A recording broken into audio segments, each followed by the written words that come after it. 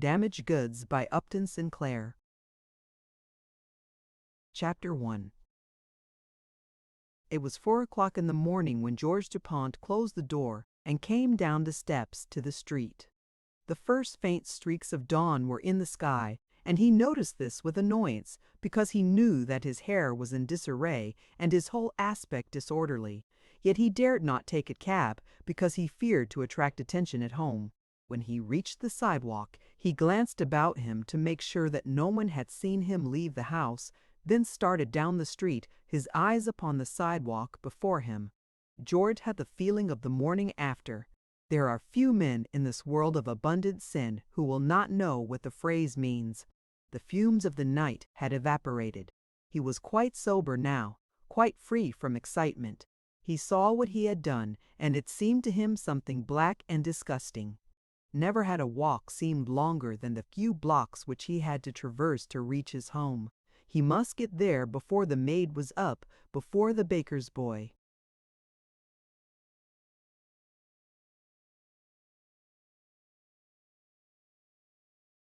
Called with the rolls. Otherwise, what explanation could he give?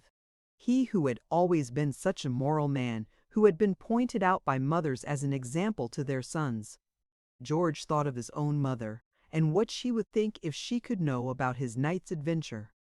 He thought again and again, with a pang of anguish, of Henriette. Could it be possible that a man who was engaged, whose marriage contract had actually been signed, who was soon to possess the love of a beautiful and noble girl, that such a man could have been weak enough and base enough to let himself be trapped into such a low action? He went back over the whole series of events, shuddering at them, trying to realize how they had happened, trying to excuse himself for them. He had not intended such a culmination, he had never meant to do such a thing in his life. He had not thought of any harm when he had accepted the invitation to the Kenmare supper party with his old companions from the law school. Of course, he had known that several of these chums led fast lives, but, then, surely a fellow could go to a friend's rooms for a lark without harm. He remembered the girl who had sat by his side at the table. She had come with a friend who was a married woman, and so he had assumed that she was all right. George remembered how embarrassed he had been when first he had noticed her glances at him, but then the wine had begun to go to his head. He was one of those unfortunate wretches who cannot drink wine at all. He had offered to take the girl home in a cab, and on the way he had lost his head. Oh, what a wretched thing it was! He could hardly believe that it was he who had spoken those frenzied words, and yet he must have spoken them because he remembered them. He remembered that it had taken a long time to persuade her. He had had to promise her a ring like the one her married friend wore before.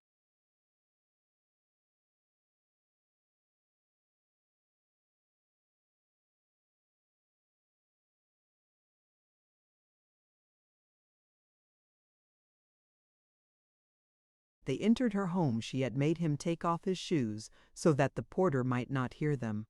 This had struck George particularly because, even flushed with excitement as he was, he had not forgotten the warnings his father had given him as to the dangers of contact with strange women. He had thought to himself, this girl must be safe. It is probably the first time she has ever done such a thing. But now George could get but little consolation out of that idea. He was suffering intensely the emotion described by the poet in the bitter words about Time's moving finger having writ. His mind, seeking some explanation, some justification, went back to the events before that night. With a sudden pang of yearning, he thought of Lisette. She was a decent girl, and had kept him decent, and he was lonely without her. He had been so afraid of being found out that he had given her up when he became engaged. But now for a while he felt that he would have to break his resolution and pay his regular Sunday visit to the little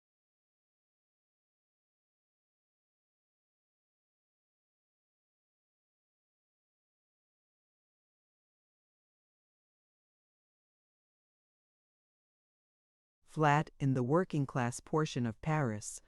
It was while George was fitting himself for the same career as his father, that of notary, that he had made the acquaintance of the young working girl.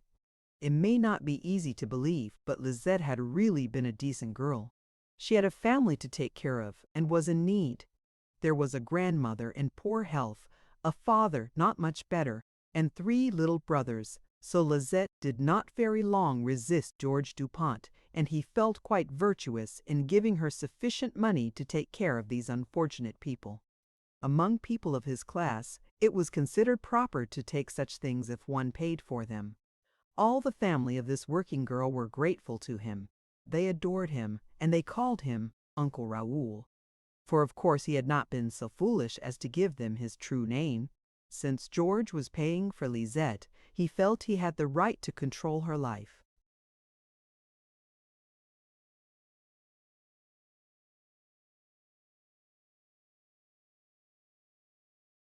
He gave her fair warning concerning his attitude. If she deceived him, he would leave her immediately. He told this to her relatives also, and so he had them all watching her. She was never trusted out alone. Every Sunday George went to spend the day with his little family, so that his coming became almost a matter of tradition. He interested her in church affairs. Mass and vespers were her regular occasions for excursions. George rented 2 seats, and the grandmother went with her to the services. The simple people were proud to see their name engraved upon the brass plate of the pew. The reason for all these precautions was George's terror of disease. He had been warned by his father as to the dangers which young men encounter in their amours, and these lessons had sunk deep into George's heart. He had made up his mind that whatever his friends might do, he, for one, would protect himself. That did not mean, of course, that he intended to live a virtuous life. Such was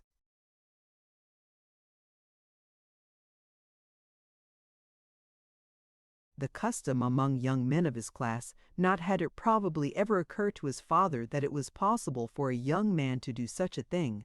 The French have a phrase, l'homme moyen sensuel, the average sensual man, and George was such a man. He had no noble idealisms, no particular reverence for women. The basis of his attitude was a purely selfish one. He wanted to enjoy himself, and at the same time to keep out of trouble. He did not find any happiness in the renunciation which he imposed upon himself. He had no religious ideas about it. On the contrary, he suffered keenly and was bitter because he had no share in the amusements of his friends. He stuck to his work and forced himself to keep regular hours, preparing for his law examinations, but all the time he was longing for adventures. And of course, this could not go on forever. For the motive of fear alone is not sufficient to subdue the sexual urge in a full-blooded young man.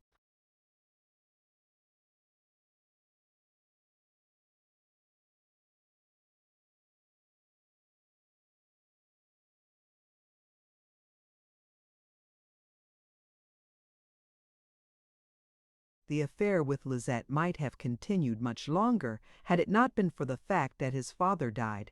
He died quite suddenly while George was away on a trip. The son came back to console his broken-hearted mother, and in the 2 weeks they spent in the country together, the mother broached a plan to him. The last wish of the dying man had been that his son should be fixed in life. In the midst of his intense suffering he had been able to think about the matter and had named the girl whom he wished George to marry. Naturally, George waited with some interest to learn who this might be. He was surprised when his mother told him that it was his cousin, Henriette Loches. He could not keep his emotion from revealing itself in his face. "It doesn't please you?" asked his mother with a tone disappointment. "Why, no, mother," he answered. "It's not that. It just surprises me." "But why?" asked the mother. "Henriette is a lovely girl and a good girl."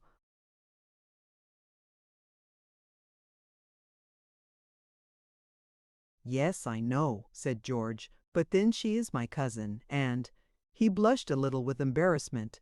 "I had never thought of her in that way." Madame Dupont laid her hand upon her son's. "Yes, George," she said tenderly, "I know. You are such a good boy."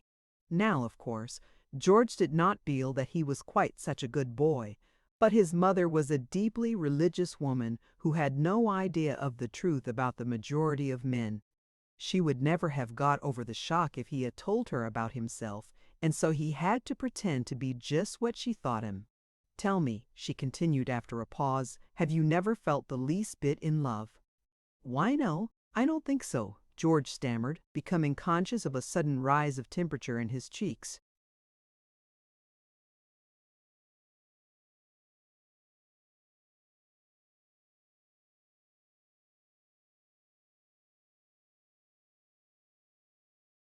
"Because," said his mother, "it is really time that you were settled in life. Your father said that we should have seen to it before, and now it is my duty to see to it. It is not good for you to live alone so long." "But, mother, I have you," said George generously. "Some day the Lord may take me away," was the reply. "I am getting old. And George, dear," here suddenly her voice began to tremble with feeling, "I would like to see my baby grandchildren before I go. You cannot imagine what it would mean to me." Madame Dupont saw how much this subject distressed her son, so she went on to the more worldly aspects of the matter. Henriette's father was well-to-do, and he would give her a good dowry. She was a charming and accomplished girl. Everybody would consider him most fortunate if the match could be arranged. Also, there was an elderly aunt to whom Madame Dupont had spoken, and who,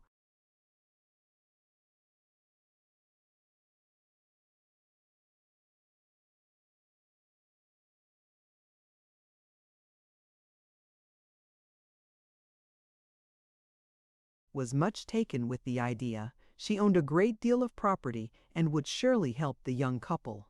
George did not see just how he could object to this proposition, even if he had wanted to. What reason could he give for such a course?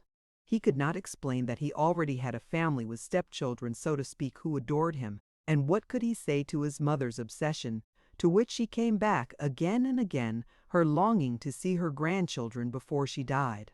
Madame Dupont waited only long enough for George to stammer out a few protestations and then in the next breath to take them back, after which she proceeded to go ahead with the match. The family lawyers conferred together and the terms of the settlement were worked out and agreed upon. It happened that immediately afterwards George learned of an opportunity to purchase the practice of a notary, who was ready to retire from business in 2 months' time. Henriette's father consented to advance a portion of her dowry for this purpose.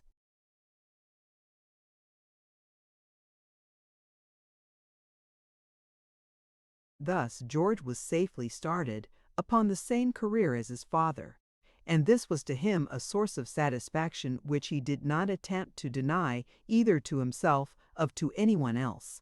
George was a cautious young man who came of a frugal and saving stock. He had always been taught that it was his primary duty to make certain of a reasonable amount of comfort.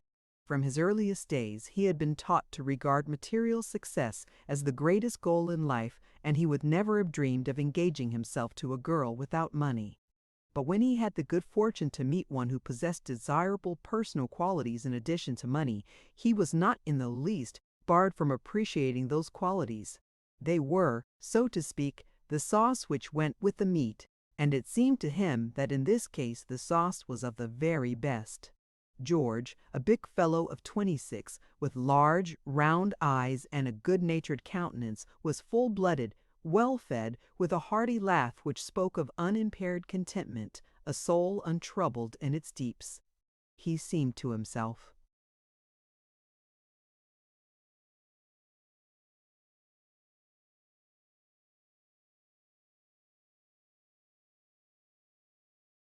The luckiest fellow in the whole round world. He could not think what he had done to deserve the good fortune of possessing such a girl as Henriette. He was ordinarily of the somewhat sentimental turn, easily influenced by women and sensitive to their charms. Moreover, his relationship with Lisette had softened him. He had learned to love the young working girl, and now Henriette, it seemed, was to reap the benefit of his experience with her. In fact, he found himself always with memories of Lisette in his relationships with the girl who was to be his wife. When the engagement was announced, and he claimed his first kiss from his bride-to-be, as he placed a ring upon her finger, he remembered the first time he had kissed Lisette, and a double blush, suffused his round countenance. When he walked arm in arm with Henriette in the garden, he remembered how he had walked just so, with the other girl, and he was interested to compare the words of the two. He remembered what a good time it had when he had taken Lisette and her little family for a picnic upon one of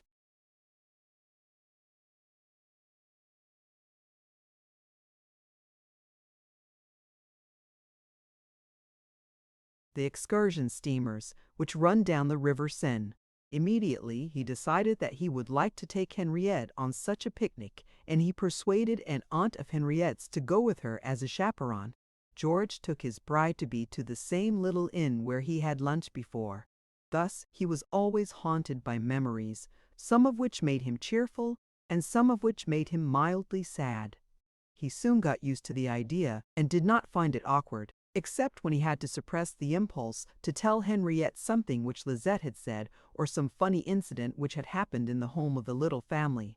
Sometimes he found himself thinking that it was a shame to have to suppress these impulses.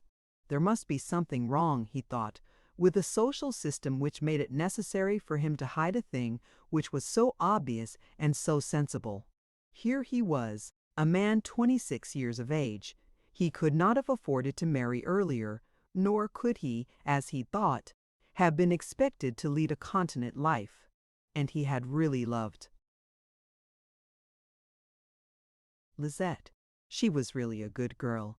Yet if Henriette had got any idea of it, she would have been horrified and indignant. She might even have broken off the engagement. And then, too, there was Henriette's father, a personage of great dignity and importance. M. Lochez was a deputy of the French Parliament from a district in the provinces. He was a man of upright life, and the man who made a great deal of that upright life, keeping it on a pedestal where everyone might observe it. It was impossible to imagine Émile Drat Lochez in an undignified or compromising situation such as the younger man found himself facing in the matter of Lisette. The more he thought about it, the more nervous and anxious George became. Then it was decided it would be necessary for him to break with the girl and be good until the time of his marriage. Dear little soft-eyed Lisette, he did not dare to face her personally. He could never bear to say goodbye, he felt. Instead, he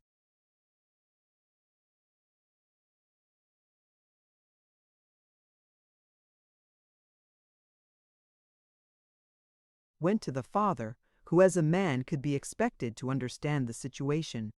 George was embarrassed and not a little nervous about it, for although he had never misrepresented his attitude to the family, one could never feel entirely free from the possibility of blackmail in such cases.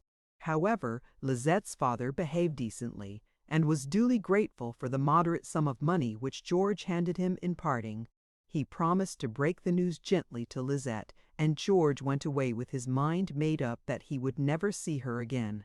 This resolution he kept, and he considered himself very virtuous in doing it. But the truth was that he had grown used to intimacy with a woman, and was restless without it. And that, he told himself, was why he yielded to the shameful temptation the night of that fatal supper party. He paid for the misadventure liberally in remorse. He felt that he had been a wretch, that he had disgraced himself forever, that he had proved himself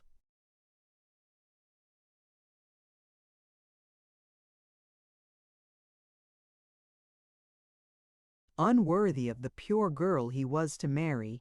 So keen was his feeling that it was several days before he could bring himself to see Henriette again, and when he went, it was with a mind filled with a brand new set of resolutions. It was the last time that he would ever fall into error. He would be a new man from then on. He thanked God that there was no chance of his sin being known, that he might have an opportunity to prove his new determination. So intense were his feelings that he could not help betraying a part of them to Henriette. They sat in the garden one soft summer evening, with Henriette's mother occupied with her crocheting at a decorous distance. George, in reverent and humble mood, began to drop vague hints that he was really unworthy of his bride-to-be. He said that he had not always been as good as he should have been. He said that her purity and sweetness had awakened in him new ideals, so that he felt his old wife had been full of blunders. Henriette, of course, had but the vaguest of ideas as to what the blunders of a tender and generous young man like George might be, so she only loved him the more for his humility, and was flattered to have such a fine effect upon him, to awaken in him such moods of exultation. When he told her that all men were bad and that no man was worthy of such a beautiful love, she was quite ravished and wiped away tears from her eyes. It would have been a shame to spoil such a heavenly mood by telling the real truth. Instead, George contented himself with telling of the new resolutions he had formed. After all, they were the things which really mattered, for Henriette was going to live with his future, not with his past. It seemed to George a most wonderful thing, this innocence of a young girl, which enabled her to move through a world of wickedness with unpolluted mind. It was a touching thing, and also, as a prudent young man could not help realizing, a most convenient thing. He realized the importance of preserving it.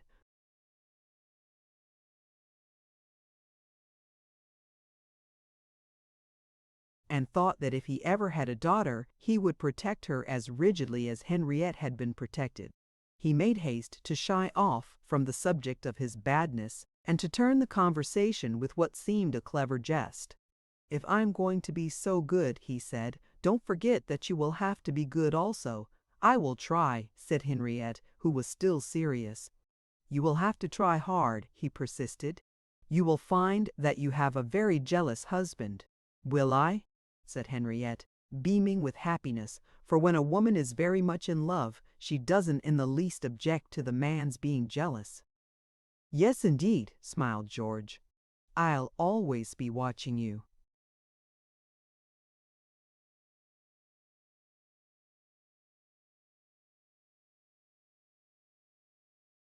"Watching me?" echoed the girl with a surprised look, and immediately he felt ashamed of himself for his jest.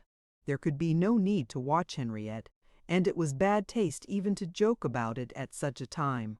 That was one of the ideas which he had brought with him from his world of evil.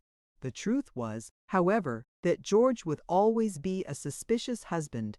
Nothing could ever change that fact, for there was something in his own conscience which he could not get out, and which would make it impossible for him to be at ease as a married man. It was the memory of something which had happened earlier in his life before he met Lisette. There had been one earlier experience with the wife of his dearest friend. She had been much younger than her husband and had betrayed an interest in George, who had yielded to the temptation. For several years the intrigue continued, and George considered it a good solution of a young man's problem. There had been no danger of contamination, for he knew that his friend was a man of pure and rigid morals, a jealous man who watched his wife and did not permit her to contract those new relations which are always dangerous. As for George, he helped in this worthy work, keeping the woman in terror of some disease. He told her that almost all men were infected, for he hoped by this means to keep her from deceiving him. I am aware that this may seem a dreadful story, as I do not want anyone to think too ill of George Dupont. I ought, perhaps, to point out that people feel differently about these matters in France. In judging the unfortunate young man, we must judge him by the customs of his own country, and not by ours. In France, they are accustomed to what is called the mariage de convenance. The young girl is not permitted to go about and make her own friends and decide which one of them she prefers for her husband. On the contrary, she is strictly guarded. Her training often is of a religious nature, and her marriage is a matter of business, to be considered and decided by her parents.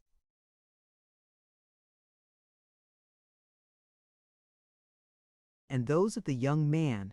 Now, whatever we may think right, it is humanly certain that where marriages are made in that way, the need of men and women for sympathy and for passionate interest will often lead to the forming of irregular relationships after marriage. It is not possible to present statistics as to the number of such irregular relationships in Parisian society, But in the books which he read and in the plays which he saw, George found everything to encourage him to think that it was a romantic and delightful thing to keep up a secret intrigue with the wife of his best friend. It should also, perhaps, be pointed out that we are here telling the truth and the whole truth about George Dupont, and that it is not customary to tell this about men, either in real life or in novels. There is a great deal of concealment in the world about matters of sex, and in such matters the truth-telling man is apt to suffer in reputation in comparison with the truth-concealing one.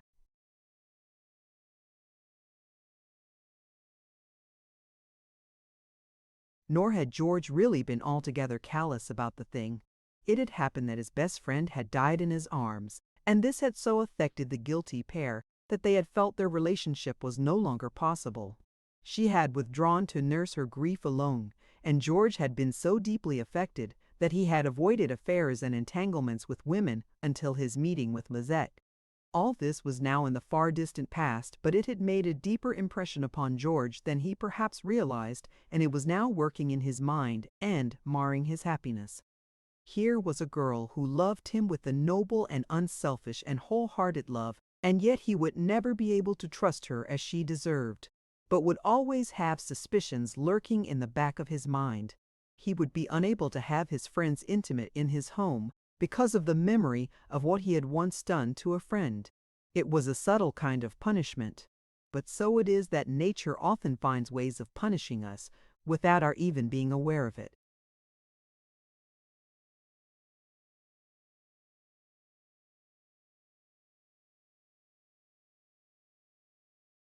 That was all for the future, however. At present, George was happy. He put his black sin behind him, feeling that he had obtained absolution by his confession to Henriette. Day by day, as he realized his good fortune, his round face beamed with more and yet more joy. He went for a little trip to Henriette's home in the country. It was a simple village, and they took walks in the country and stopped to refresh themselves at a farmhouse occupied by one of Mee Locus's tenants. Here was a rosy and buxom peasant woman with a nursing child in her arms. She was destined, a couple of years later, to be the foster mother of Henriette's little girl and to play an important part in her life, but the pair had no idea of that at present. They simply saw a proud and happy mother, and Henriette played with the baby, giving vent to childish delight. Then suddenly she looked up and saw that George was watching her, and as she read his thoughts, a beautiful blush suffused her cheeks.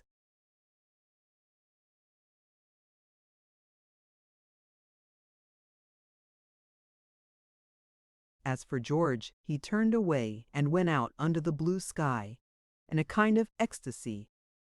Life seemed very wonderful to him just then. He had found its supreme happiness, which was love. He was really getting quite mad about Henriette, he told himself. He could hardly believe that the day was coming when he would be able to clasp her in his arms.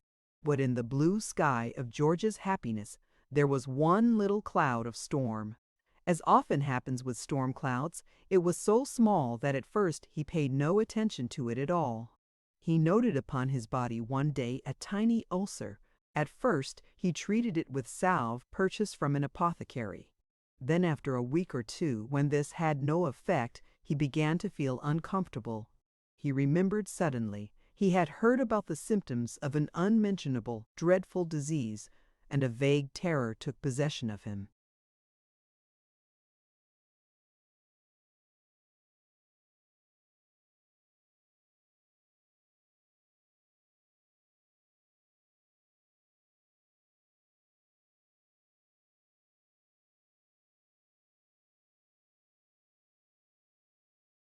For days he tried to put it to one side. The idea was nonsense. It was absurd in connection with a woman so respectable. But the thought would not be put away, and finally he went to a school friend who was a man of the world and got him to talk on the subject. Of course, George had to be careful so that his friend should not suspect that he had any special purpose in mind. The friend was willing to talk. It was a vile disease, he said, but one was foolish to bother about it because it was so rare. There were other diseases which fellows got, which nearly every fellow had, and to which none of them paid any attention. But one seldom met anyone who had the red plague that George dreaded. And yet, he added, according to the books, it isn't so uncommon. I suppose the truth is that people hide it. A chap naturally wouldn't tell when he knew it would damn him for life. George had a sick sensation inside of him. Is it as bad as that? He asked. Of course, said the other. Should you want to have anything to do with a person who had it? Should you be willing to room with him or travel with him? You wouldn't even want to shake hands with him. No, I suppose not, said George feebly. I remember, continued the other, an old fellow who used to live out in the country near me. He was not so very old either, but he looked it. He had to be pushed around in a wheelchair. People said he had locomotor ataxia, but that really meant syphilis. We boys used to poke all kinds of fun at him because one windy day his hat and his wig were blown off together, and we discovered that he was as bald as an egg. We used to make jokes about his automobile, as we called it. It had a little handle in front instead of a steering wheel and a man behind to push instead of an engine.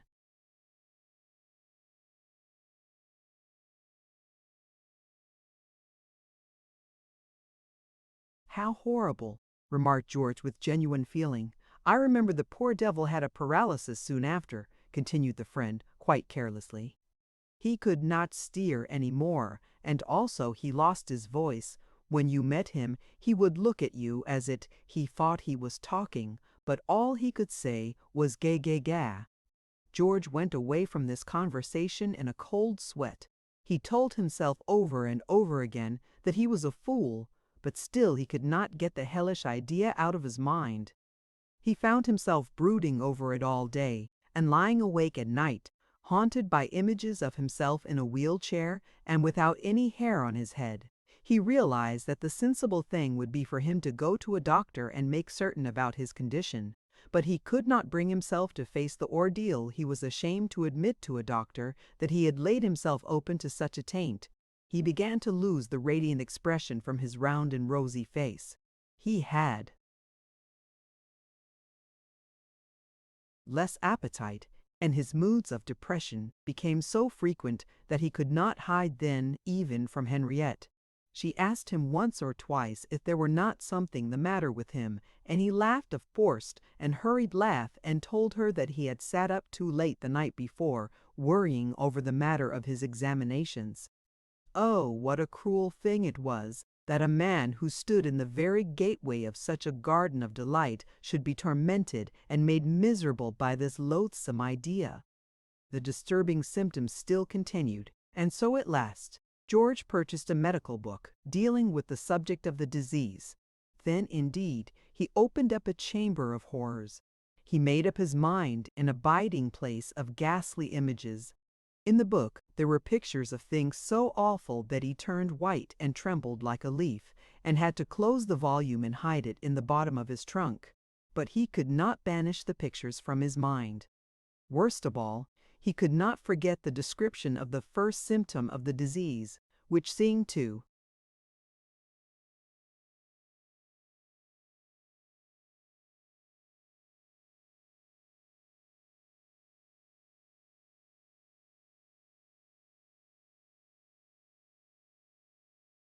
correspond exactly with his own. So at last he made up his mind he must ascertain definitely the truth about his condition.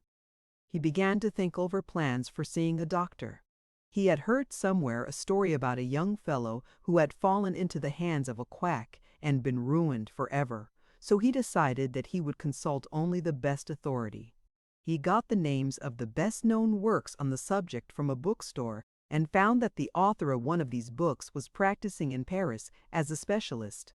2 or 3 days elapsed before he was able to get up the courage to call on this doctor. And oh, the shame and horror of sitting in his waiting room with the other people, none of whom dared to look each other in the eyes. They must all be afflicted, George thought, and he glanced at them furtively, looking for the various symptoms of which he had read. Or were there, perhaps, some like himself merely victims of a foolish error, coming to have the hag of dread pulled?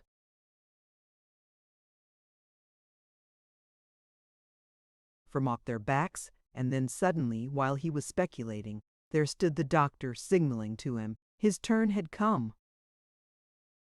Chapter 2. The doctor was a man about 40 years of age, robust, with every appearance of a strong character. In the buttonhole of the frock coat he wore was a red rosette, the decoration of some order. Confused and nervous as George was, he got a vague impression of the physician's richly furnished office, with its bronzes, marbles, and tapestries. The doctor signaled to the young man to be seated in the chair before his desk. George complied, and then, as he wiped away the perspiration from his forehead, stammered out a few words, explaining his errand. "Of course," he said, "it could not be true, but it was a man's duty not to take any chances in such a matter. I have not been a man of loose life," he added. "I have not taken so many chances as other men." The doctor cut him short with the brief remark that one chance was all that was necessary. Instead of discussing such questions, he would make an examination.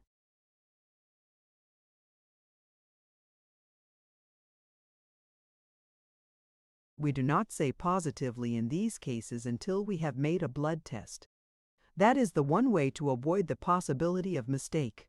A drop of blood was squeezed out of George's finger onto a little glass plate. The doctor retired to an adjoining room, and the victim sat alone in the office, deriving no enjoyment from the works of art which surrounded him, but feeling like a prisoner who sits in the dock with his life at stake while the jury deliberates.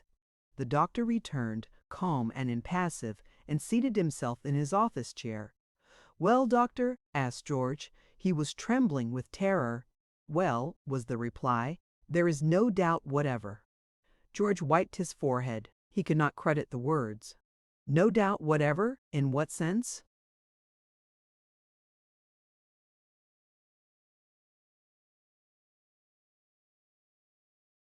"In the bad sense," said the other. He began to write a prescription, without seeming to notice how George turned page with terror. "Come," he said after a silence, "you must have known the truth pretty well." "No, no, sir," exclaimed George. "Well," said the other, "you have syphilis." George was utterly stunned. "My God!" he exclaimed. The doctor, having finished his prescription, looked up and observed his condition. "Don't trouble yourself, sir. Out of every 7 men you meet upon the street, in society, or at the theater, there is at least one who has been in your condition. 1 out of 7, 15%.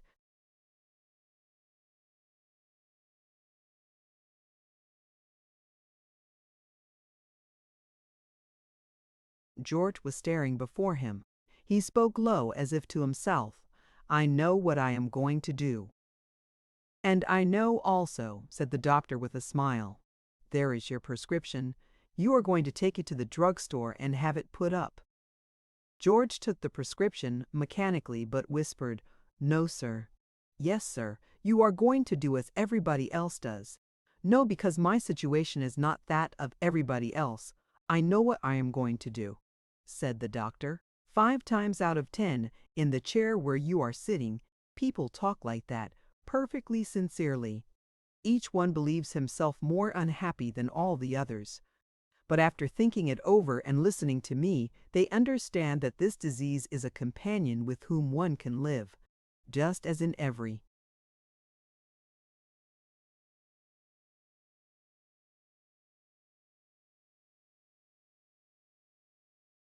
household. One gets along at the cost of mutual concessions, that's all.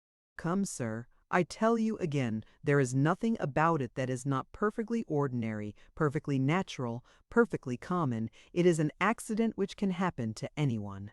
It is a great mistake that people speak, if this as the French disease, for there is none which is more universal. Under the picture of this disease, addressing myself to those who follow the oldest profession in the world, I would write the famous phrase, 'Here is your master.' It is, it was, or it must be. Betty." George was putting the prescription into the outside pocket of his coat, stupidly, as if he did not know what he was doing. "But, sir," he exclaimed, "I should have been spared." "Why?" inquired the other. "Because you are a man of position. Because you are rich. Look around you, sir.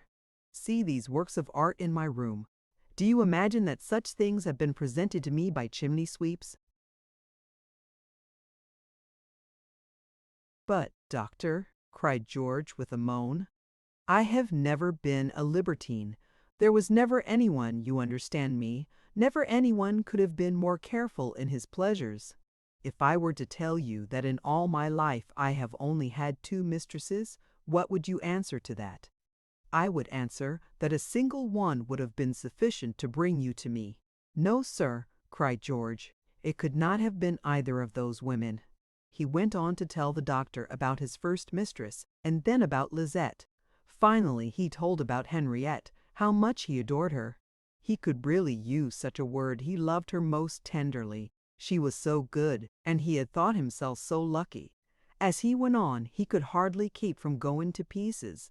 I had everything, he exclaimed, everything a man needed.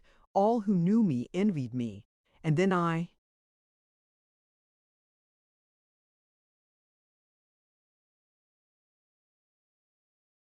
had to let those fellows drag me off to that miserable supper party. And now here I am. My future is ruined, my whole existence poisoned. What is to become of me? Everybody will avoid me. I shall be a pariah, a leper. He paused, and then in sudden wild grief exclaimed, Come now, would it not be better that I should take myself out of the way? At least, I should not suffer any more. You see that there could not be anyone more unhappy than myself. Not anyone, I tell you, sir, not anyone. Completely overcome, he began to weep in his handkerchief. The doctor got up and went to him. You must be a man, he said, and not cry like a child. But, sir, cried the young man with tears running down his cheeks, if I had led a wild life, if I had passed my time in dissipation with chorus girls, then I could understand it. Then I would say that I had deserved it.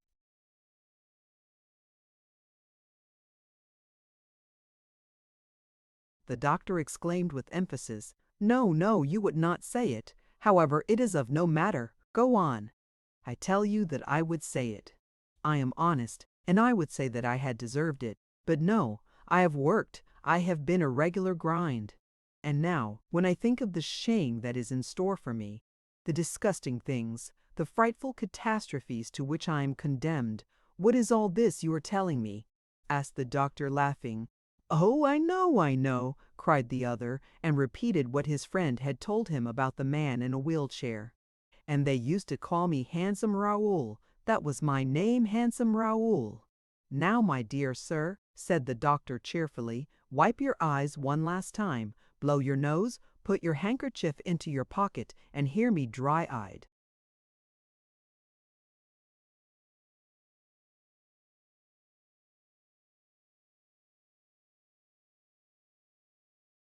George obeyed mechanically. But I give you fair warning, he said, you are wasting your time. I tell you, began the other. I know exactly what you are going to tell me, cried George. Well, in that case, there is nothing more for you to do here. Run along. Since I am here, said the patient submissively, I will hear you. Very well, then. I tell you that if you have the will and the perseverance, none of the things you fear will happen to you. Of course, it is your duty to tell me that. I will tell you that there are 100,000 like you in Paris, alert and seemingly well. Come, take what you were just saying. Wheelchairs. One doesn't.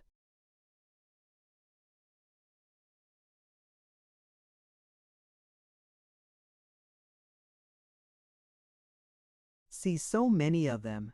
No, that's true, said George. And besides, added the doctor, a good many people who ride in them are not there for the cause you think. There is no more reason why you should be the victim of a catastrophe than any of the 100,000. The disease is serious, nothing more. You admit that it is a serious disease? Argued George. Yes, one of the most serious. Yes, but you had the good fortune.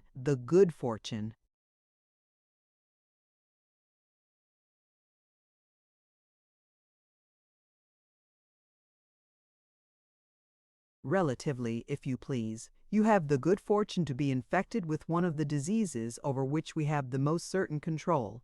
"Yes, yes," exclaimed George, "but the remedies are worse than the disease." "You deceive yourself," replied the other. "You are trying to make me believe that I can be cured." "You can be, and that I am not condemned. I swear it to you. You are not deceiving yourself? You are not deceiving me? Why, I was told," the doctor laughed contemptuously. "You were told, you were told. I'll wager that you know the laws of the Chinese concerning party walls." "Yes, naturally," said George, "but I don't see what they have to do with it." "Instead of teaching you such things," was the reply, "it would have been a great deal better to have taught you about the nature and cause of diseases of this sort. Then you would have known how to avoid the contagion." "Such knowledge should be spread abroad, for it is the most important knowledge in the world. It should be found in every newspaper." This remark gave George something of a shock, for his father had owned a little paper in the provinces, and he had a sudden vision of the way subscribers would have fallen off if he had printed even so much as the name of this vile disease. "And yet," pursued the doctor, "you publish romances about adultery." "Yes," said George, "that's what the readers want."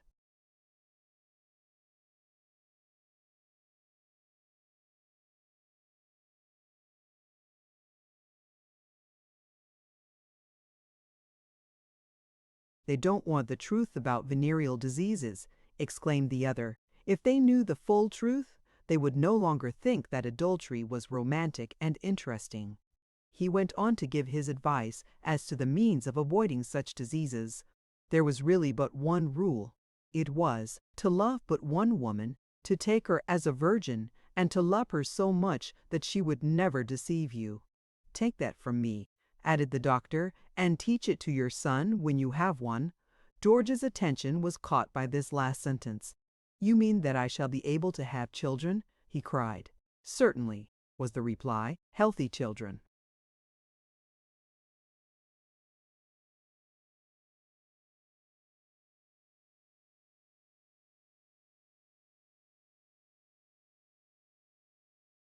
I repeat it to you. If you take care of yourself properly for a long time, conscientiously, you have little to fear. That's certain? 99 times out of 100. George felt as if he had suddenly emerged from a dungeon. "Why then," he exclaimed, "I shall be able to marry." "You will be able to marry," was the reply.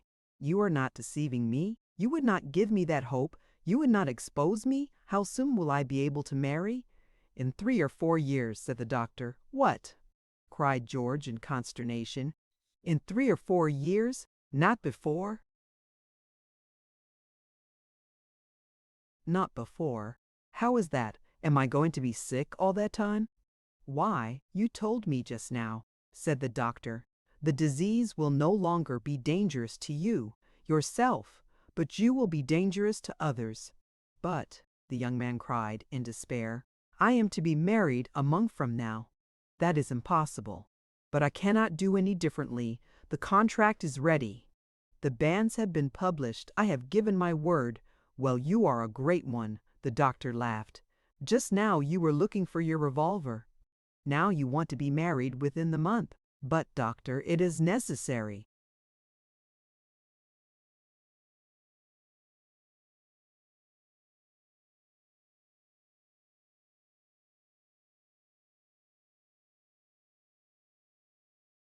"But I forbid it. As soon as I knew that the disease is not what I imagined and that I could be cured, naturally I didn't want to commit suicide. And as soon as I make up my mind not to commit suicide, I have to take up my regular life. I have to keep my engagements. I have to get married." "No," said the doctor. "Yes, yes," persisted George with blind obstinacy. "Why, doctor, if I didn't marry it would be a disaster. You're talking about something you don't understand. For my part, it is not that I am anxious to be married. As I told you, I had almost a second family. Lizette's little brothers adored me. But it is my aunt, an old maid. And, also, my mother is crazy about the idea. If I were to back out now, she would die of chagrin." My aunt would disinherit me, and she is the one who has the family fortune. Then, too, there is my father-in-law, a regular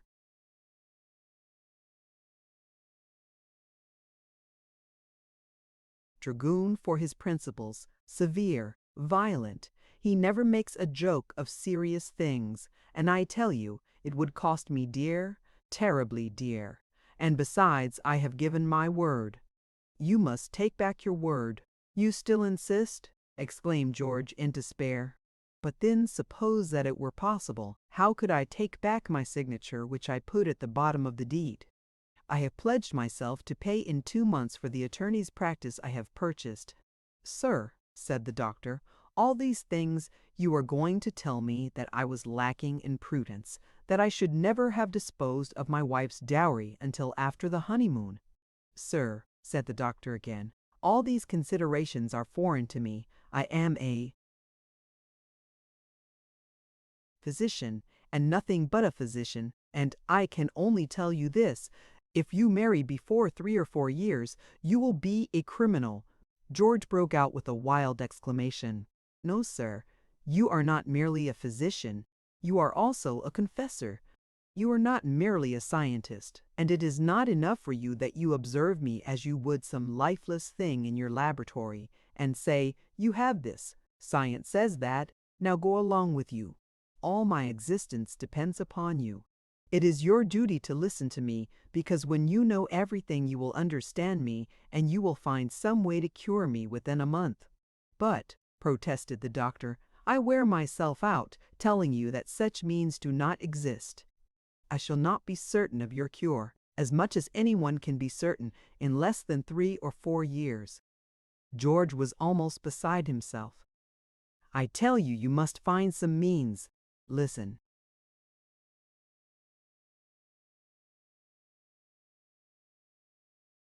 To me, sir, if I don't get married, I don't get the dowry. And will you tell me how I can pay the notes I have signed? Oh, said the doctor dryly, if that is the question, it is very simple. I will give you a plan to get out of the affair. You will go and get acquainted with some rich man. You will do everything you can to gain his confidence, and when you have succeeded, you will plunder him. George shook his head.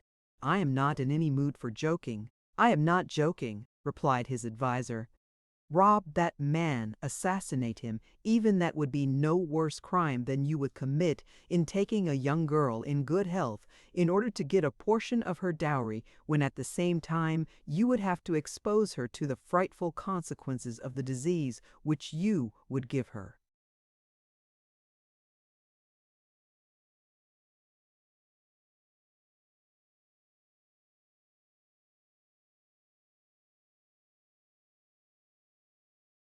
Frightful consequences, echoed George, consequences of which death would not be the most frightful.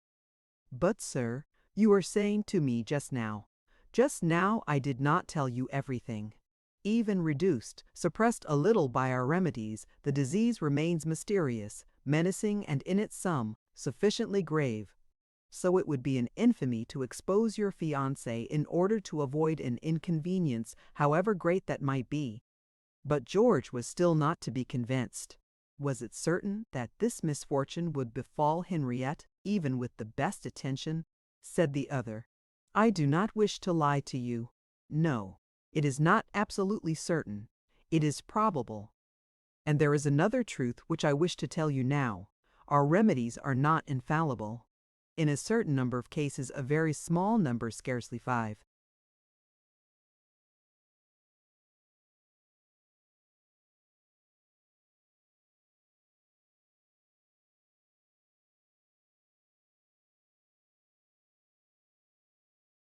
percent they have remained without effect. You might be one of those exceptions. Your wife might be one. What then? I will employ a word you used just now. Yourself. We should have to expect the worst catastrophes. George sat in a state of complete despair. Tell me what to do then, he said. I can tell you only one thing. Don't marry. You have a most serious blemish. It is as if you owed a debt. Perhaps no one will ever come to claim it. On the other hand, Perhaps a pitiless creditor will come all at once, presenting a brutal demand for immediate payment. Come now, you are a businessman. Marriage is a contract. To marry without saying anything, that means to enter into a bargain by means of passive dissimulation. That's the term, is it not? It is dishonesty and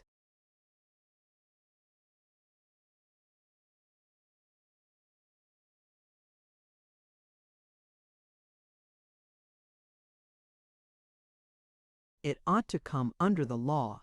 George, being a lawyer, could appreciate the argument and could think of nothing to say to it. "What shall I do?" he asked. The other answered, "Go to your father-in-law and tell him frankly the truth." "But," cried the young man wildly, "there will be no question then of 3 or 4 years' delay. He will refuse his consent altogether." "If that is the case," said the doctor, "don't tell him anything. But I have to give him a reason, or I don't know what he will do.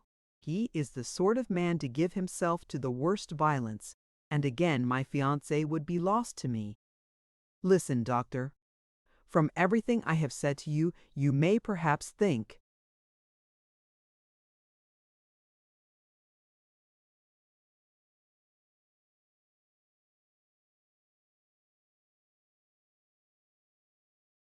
I am a mercenary man. It is true that I want to get along in the world, that is only natural. But Henriette has such qualities. She is so much better than I that I love her really as people love in novels. My greatest grief, it is not to give up the practice I have bought, although indeed it would be a bitter blow to me. My greatest grief would be to lose Henriette. If you could only see her, if you only knew her then, you would understand. I have her picture here."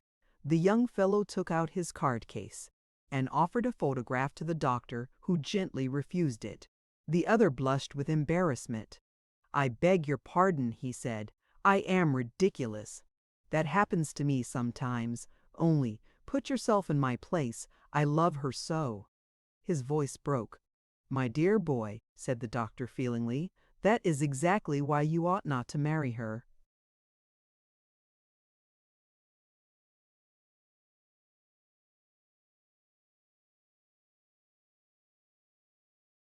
"But," he cried, "if I back out without saying anything they will guess the truth, and I shall be dishonored.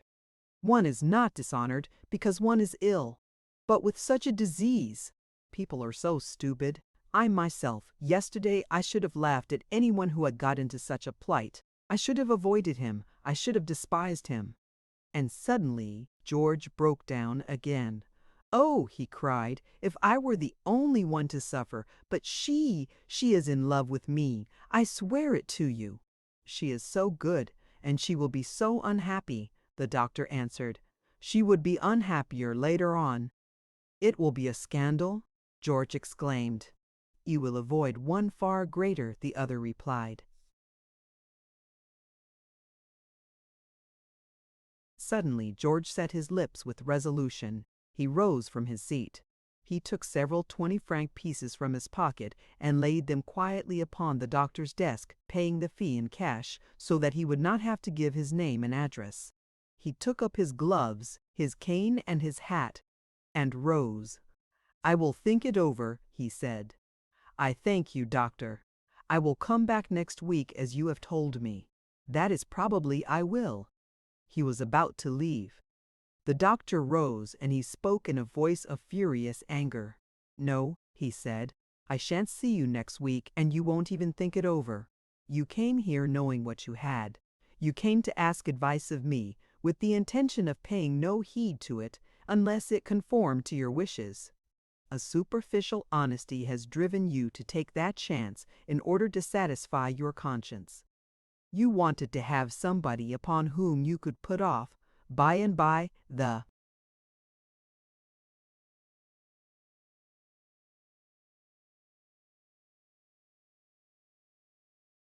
consequences of an act whose culpability you understand. No, don't protest. Many of those who come here think and act as you think, and as you wish to act. But the marriage made against my will has generally been the source of such calamities that now I am always afraid of not having been persuasive enough. And it even seems to me that I am a little to blame for these misfortunes. I should have been able to prevent them. They would not have happened if those who are the authors of them knew what I know and had seen what I have seen. Swear to me, sir, that you are going to break off that marriage." George was greatly embarrassed and unwilling to reply. "I cannot swear to you at all, doctor. I can only tell you again that I will think it over." "That what over? What you have told me."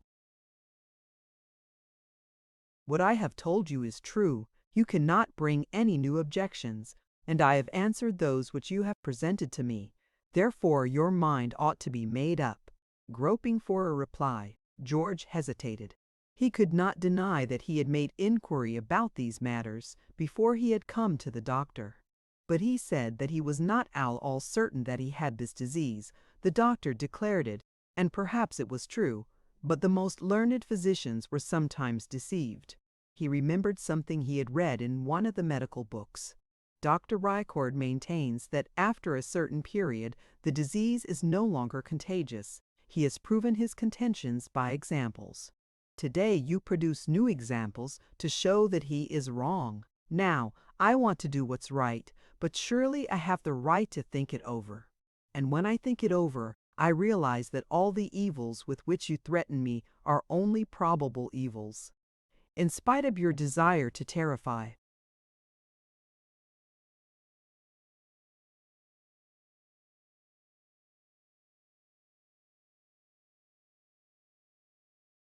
me, you have been forced to admit that possibly my marriage would not have any troublesome consequence for my wife. The doctor found difficulty in restraining himself, but he said, "Go on, I will answer you afterwards," and George blundered ahead in his desperation. "Your remedies are powerful, you tell me, and for the calamities of which you speak to befall me, I would have to be among the rare exceptions. Also, my wife would have to be among the number of those rare exceptions. If a mathematician were to apply the law of chance to these facts, the result of his operation would show but slight chance of a catastrophe, as compared with the absolute certainty of a series of misfortunes, sufferings, troubles, tears, and perhaps tragic accidents which the breaking of my engagement would cause. So I say that the mathematician who is, even more than you, a man of science, a man of a more infallible science, the mathematician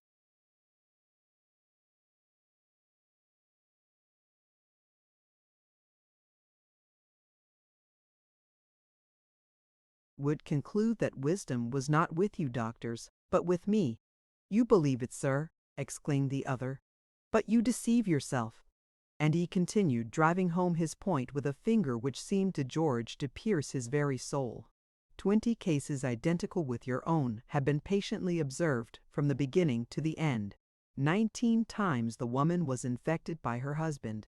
You hear me, sir? 19 times out of 20.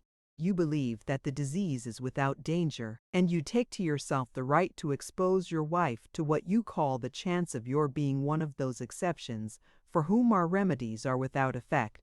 Very well. It is necessary that you should know the disease which your wife, without being consulted, will run a chance of contracting. Take that book, sir. It is the work of my teacher. Read it yourself. Here, I have marked the passage. He held out the open book, but George could not lift a hand to take it.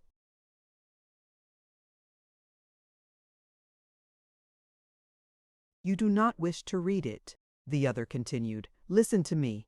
And in a voice trembling with passion, he read, "I have watched the spectacle of an unfortunate young woman turned into a veritable monster by means of a syphilitic infection. Her face, or rather let me say what was left of her face, was nothing but a flat surface seamed with scars." George covered his face, exclaiming, "Enough, sir, have mercy." But the other cried, "No, no, I will go to the very end. I have a duty to perform, and I will not be stopped by the sensibility of your nerves." He went on reading. Of the upper lip not a trace was left. The ridge of the upper gums appeared perfectly bare. But then at the young man's protests, his resolution failed him. "Come," he said, "I will stop. I am sorry for you, who accept for another person, for the woman you say you love, the chance of a disease which you cannot even endure to hear described. Now, from whom did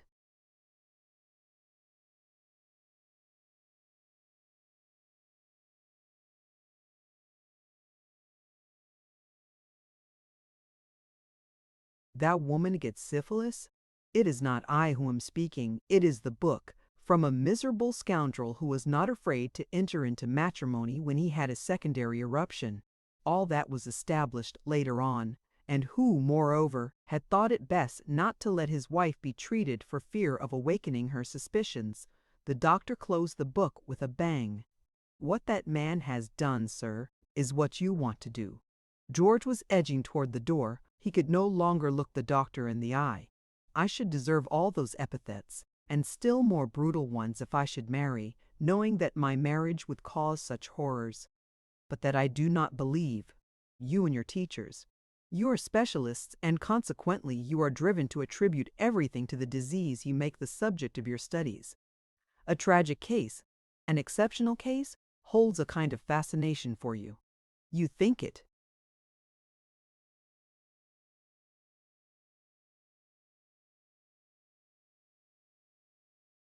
Can never be talked about enough. I have heard that argument before, said the doctor, with an effort at patience. Let me go on, I beg you, pleaded George.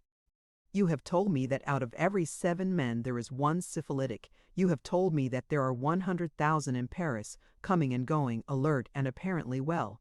It is true, said the doctor, that there are 100,000 who are actually at this moment not visibly under the influence of the disease. But many thousands have passed into our hospitals, victims of the most frightful ravages that our poor bodies can support. These you do not see them, and they do not count for you. But again, if it concerned no one but yourself, you might be able to argue thus. What I declare to you, what I affirm with all the violence of my conviction, is that you have not the right to expose a human creature to such chances rare, as I know, but terrible, as I know still better. What have you to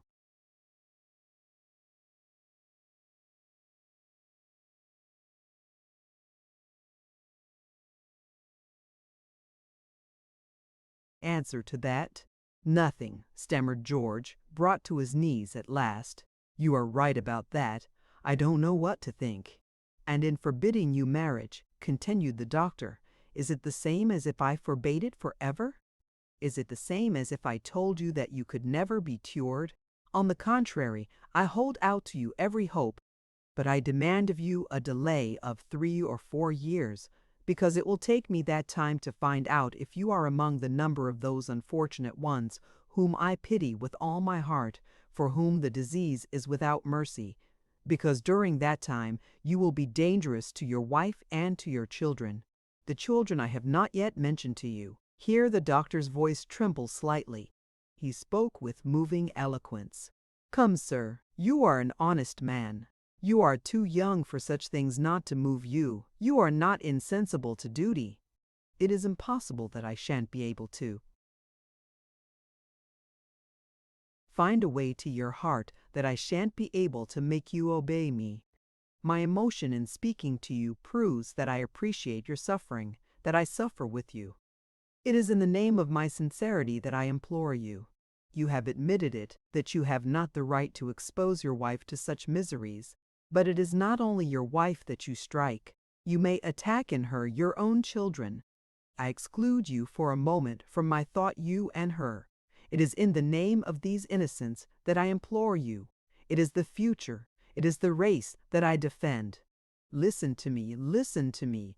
Out of the 20 households of which I spoke, only 15 had children. These 15 had 28. Do you know how many out of these 28 survived? 3, sir. 3 out of 28. Syphilis is above everything a murderer of children. Herod reigns in France, and over all the earth, and begins each year his massacre of the innocents.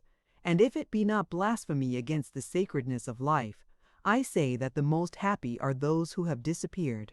Visit our children's hospitals. We know too well the child of syphilitic parents. The type is classical. The doctors can pick it out anywhere. those little old creatures who have the appearance of having already lived and who have kept the stigmata of all our infirmities, of all our decay. They are the victims of fathers who have married, being ignorant of what you know, things which I should like to go and cry out in the public places." The doctor paused, and then in a solemn voice continued, "I have told you all, without exaggeration. Think it over. Consider the pros and cons. Sum up the possible misfortunes and the certain miseries. But disregard yourself, and consider that there are in one side of the scales the misfortunes of others, and in the other your own. Take care that you are just." George was at last overcome. "Very well," he said. "I give way. I won't get married. I will invent some excuse. I will get a delay of 6 months. More than that I cannot do."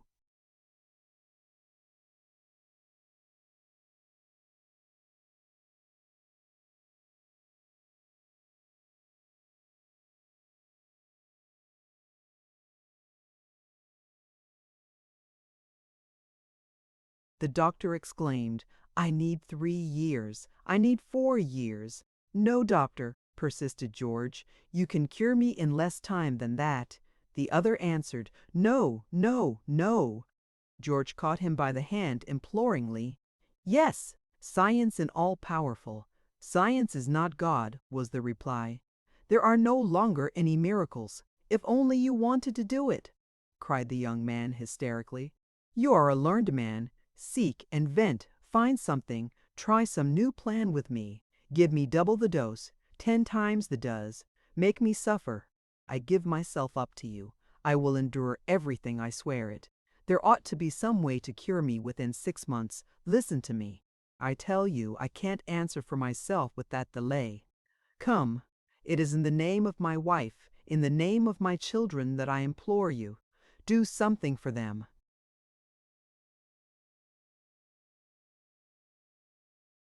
The doctor had reached the limit of his patience. "Enough, sir," he cried, "enough." But nothing could stop the wretched man. "On my knees," he cried. "I put myself on my knees before you. Oh, if only you would do it! I would bless you, I would adore you, as one adores a god. All my gratitude, all my life, half my fortune. For mercy's sake, doctor, do something, invent something, make some discovery, have pity." The doctor answered gravely, "Do you wish me to do more for you than for the others?" George answered unblushingly, yes. He was beside himself with terror and distress. The other's reply was delivered in a solemn tone.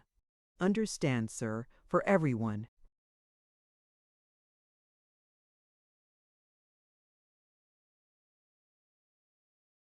Of outpatients, we do all that we can, whether it be the greatest personage or the last comer to out-hospital clinic. We have no secrets in reserve for those who are more fortunate or less fortunate than the others, and who are in a hurry to be cured. George gazed at him for a moment in bewilderment and despair, and then suddenly bowed his head. "Goodbye, doctor," he answered. "Au revoir, sir." The other corrected with what proved to be prophetic understanding, for George was destined to see him again even though he had made up his mind to the contrary. Chapter 3. George Dupont had the most important decision of his life to make. But there was never very much doubt what his decision would be. 1. The one hand was the definite certainty that if he took the doctor's advice, he would wreck his business prospects and perhaps also lose the woman he loved. On the other hand were vague and uncertain possibilities which it was difficult for him to make real to himself. It was all very well to wait a while to be cured of the dread disease, but to wait 3 or 4 years, that was simply preposterous. He decided to consult another physician. He would find one this time who would not be so particular, who would be willing to take some trouble to cure him quickly. He began to notice the advertisements which were scattered over the pages of the newspapers he read. There were apparently plenty of doctors in Paris who could cure him, who were willing to guarantee to cure him. After much hesitation, he picked out one whose advertisement sounded the most convincing.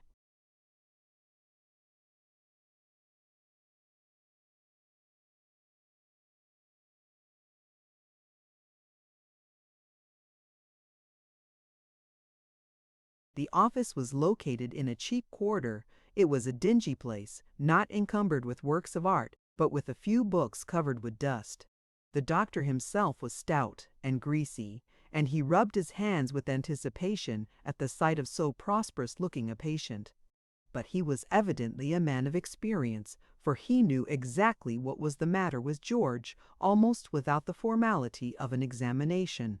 Yes, he could cure him, quickly, he said. There had recently been great discoveries, made new methods which had not reached the bulk of the profession. He laughed at the idea of 3 or 4 years. That was the way with those specialists.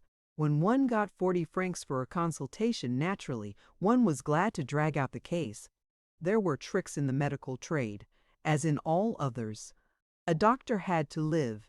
When he had a big name, he had to live expensively. The new physician wrote out 2 prescriptions and patted George on the shoulder as he went away. There was no need for him to worry. He would surely be well in 3 months. If he would put off his marriage for 6 months, he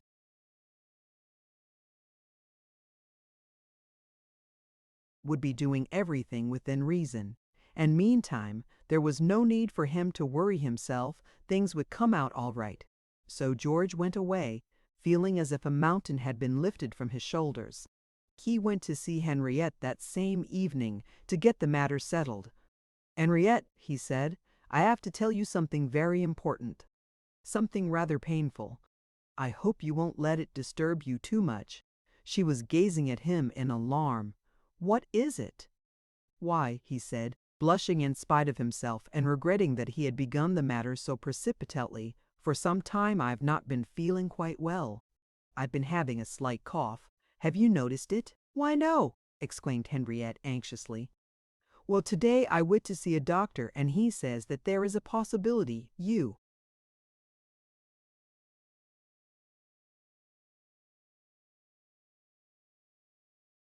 understand. It is nothing very serious, but it might be.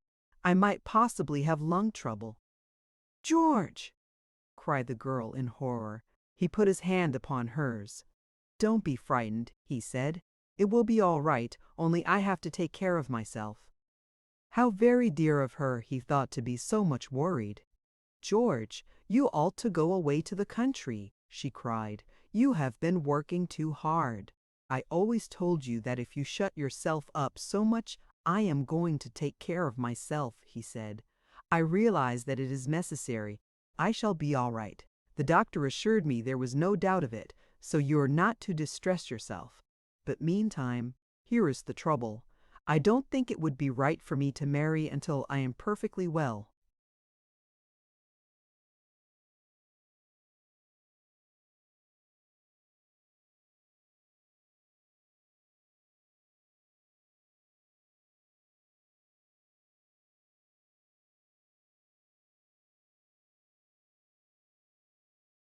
Henriette gave an exclamation of dismay.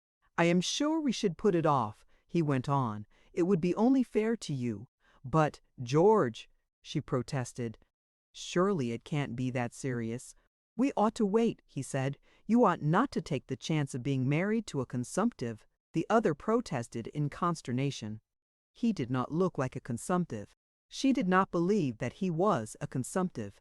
She was willing to take her chances. She loved him, and she was not afraid. But George insisted he was sure that he ought not to marry for 6 months. "Did the doctor advise that?" asked Henriette. "No," he replied, "but I made up my mind after talking to him that I must do."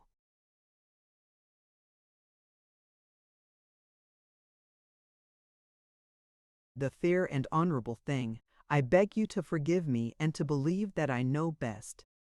George stood firmly by this position, and so in the end she had to give way. It did not seem quite modest in her to continue persisting. George volunteered to write a letter to her father, and he hoped this would settle the matter without further discussion. But in this he was disappointed. There had to be a long correspondence with long arguments and protestations from Henriette's father and from his own mother. It seemed such a singular whim. Everybody persisted in diagnosing his symptoms, in questioning him about what the doctor had said, who the doctor was, how he had come to consult him, all of which of course was very embarrassing to George, who could not see why they had to make such a fuss. He took to cultivating a consumptive look as well as he could imagine it. He took to coughing as he went about the house, and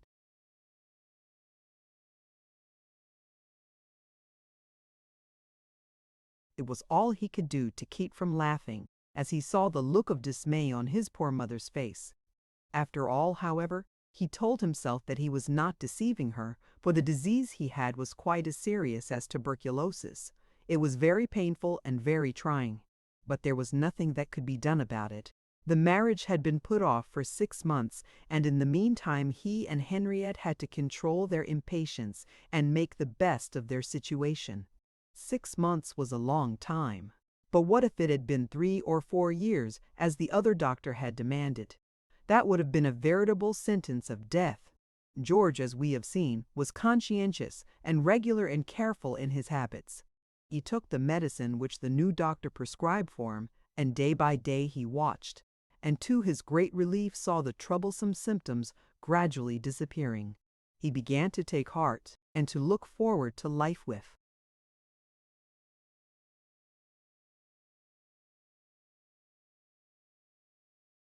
his former buoyancy. He had had a bad scare, but now everything was going to be all right.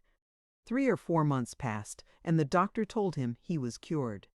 He really was cured, so far as he could see. He was sorry now that he had asked for so long a delay from Henriette, but the new date for the wedding had been announced, and it would be awkward to change it again. George told himself that he was being extra careful, and he was repaid for the inconvenience by the feeling of virtue derived from the delay. He was relieved that he did not have to cough any more, or to invent any more tales of his interviews with the imaginary lung specialist.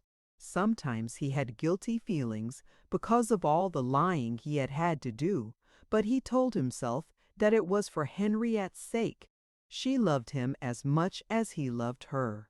She would have suffered needless agonies had she known the truth. She would never have got over it, so it would have been a crime to tell her.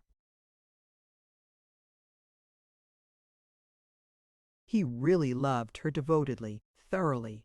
From the beginning, he had thought as much of her mental sufferings as he had of any physical harm that the dread disease might do to him. How could he possibly persuade himself to give her up when he knew that the separation would break her heart and ruin her whole life? No. Obviously, in such a dilemma, it was his duty to use his own best judgment and get himself cured as quickly as possible. After that, he would be true to her. He would take no more chances of a loathsome disease.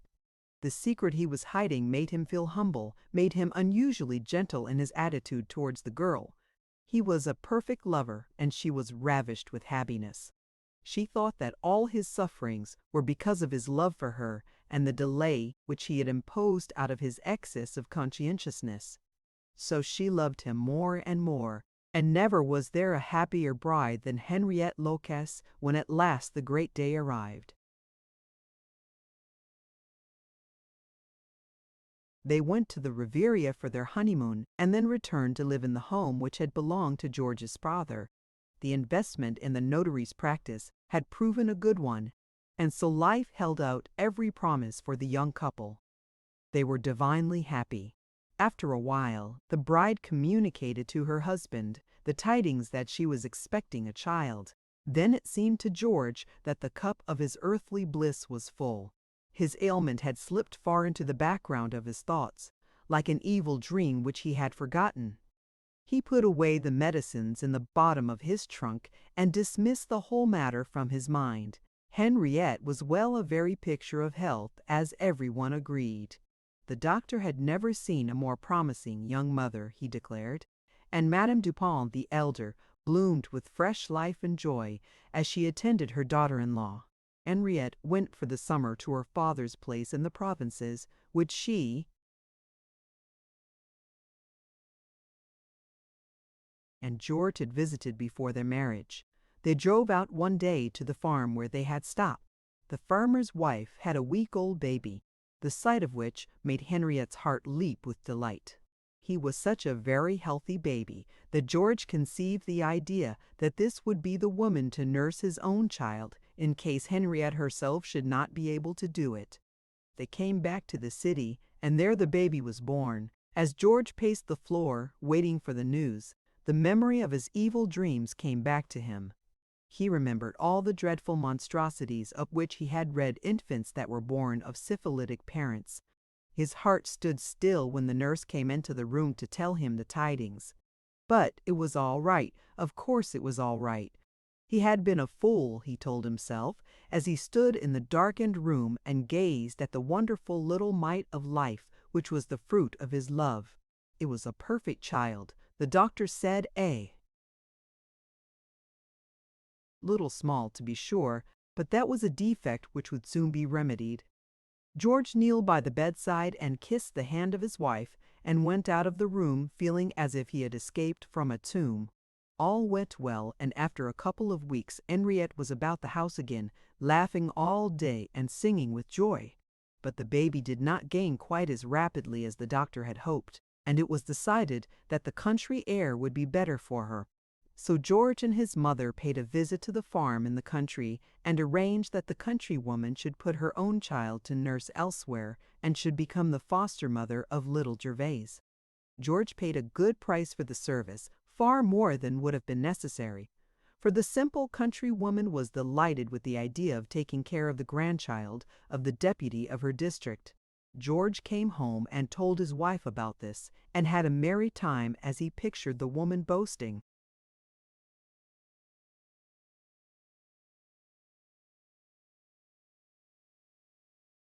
about it to the travelers who stopped at her door. "Yes, ma'am, a great piece of luck I've got, ma'am. I've got the daughter of our deputy at your service, ma'am.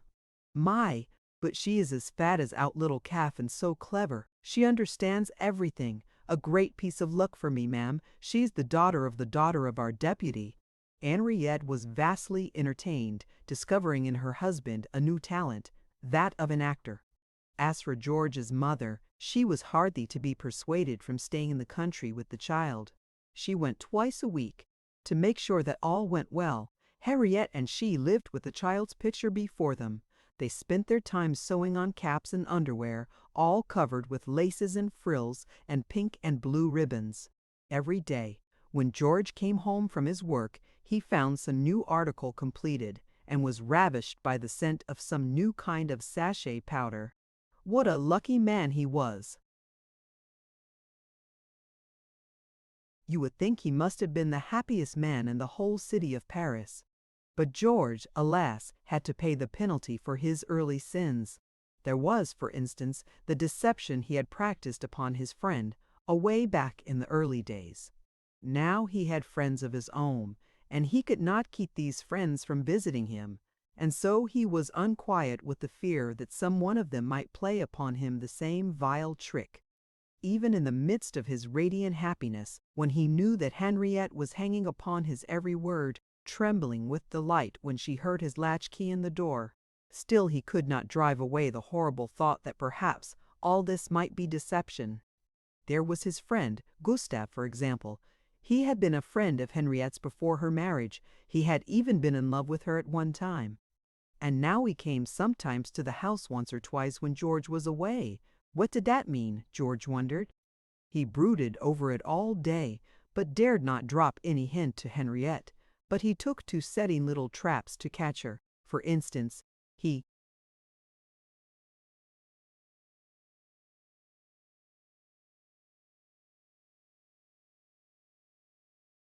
would call her up on the telephone, disguising his voice. "Hello, hello, is that you, Madame Dupont?" And when she answered, "It is I, sir," all unsuspecting, he would inquire, "Is George there?" "No, sir," she replied. "Who is this speaking?" He answered, "It is I, Gustave." "How are you this morning?" He wanted to see what she would answer. Would she perhaps say, "Very well, Gustave, how are you?" in a tone which would betray too great intimacy. But Henriette was a sharp young person. The tone did not sound like Gustave's. She asked in bewilderment, "What?" and then again, "What?" So, at last, "George, afraid that his trick might be suspected, had to burst out laughing and turn it into a joke.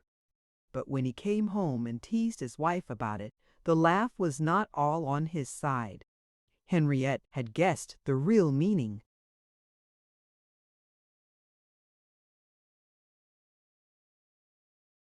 of his joke.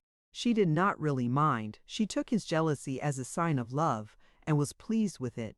It is not until a third party come upon the scene that jealousy begins to be annoying. So she had a merry time teasing George. "You are a great fellow. You have no idea how well I understand you, and after only a year of marriage." "You know me?" said the husband curiously. "It is always so fascinating when anybody thinks she knows us better than we know ourselves. Tell me, what do you think about me?" "You are restless," said Henriette. "You are suspicious. You pass your time putting flies in your milk and inventing wise schemes to get them out." "Oh, you think that, do you?" said George, pleased to be talked about. "I am not annoyed," she answered. "You have always been that way, and I know."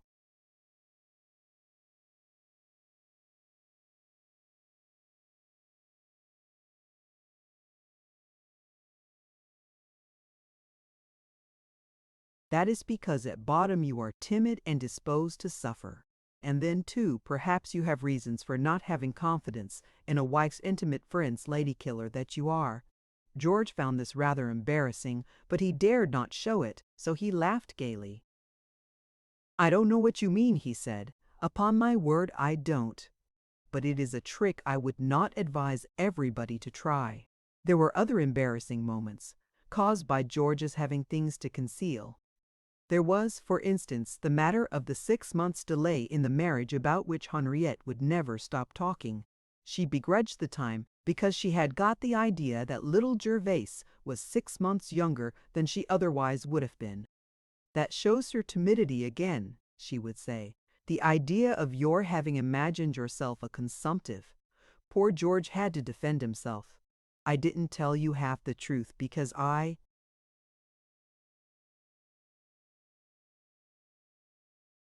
was afraid of upsetting you.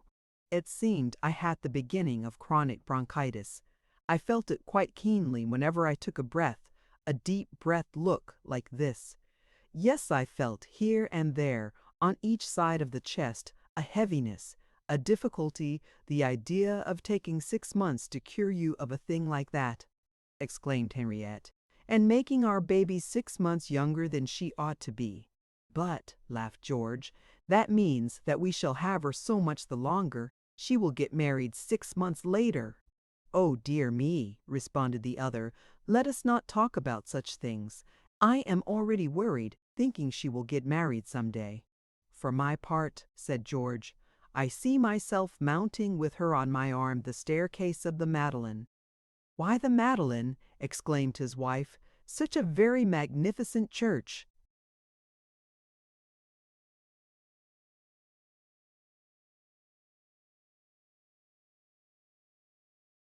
"I don't know. I see her under her white veil and myself all dressed up and with an order." "With an order," laughed Henriette. "What do you expect to do to win an order?" "I don't know that, but I see myself with it." "Explain it as you will. I see myself with an order. I see it all, exactly as if I were there the Swiss guard with his white stockings and the halberd, and the little milliner's assistants and the scullion lined up staring." "It is far off all that," said Henriette. "I don't like to talk of it. I prefer her as a baby. I want her to grow up, but then I change my mind and think I don't. I know your mother doesn't. Do you know, I don't believe she ever thinks about anything but her little Gervase."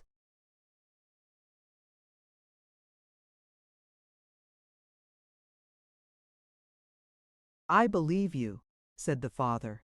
"The child can certainly boast of having a grandmother who loves her." "Also, I adore your mother," declared Henriette. "She makes me forget my misfortune in not having my own mother. She is so good." "We are all like that in our family," put in George. "Really," laughed the wife. "Well, anyhow, the last time that we went down in the country with her you had gone out. I don't know where you had gone. To see the 16th century chest, suggested the other. Oh yes, laughed Henriette. Your famous chest. You must excuse this little family chatter of theirs. They were so much in love with each other. Don't let's talk about that, objected George. You were saying?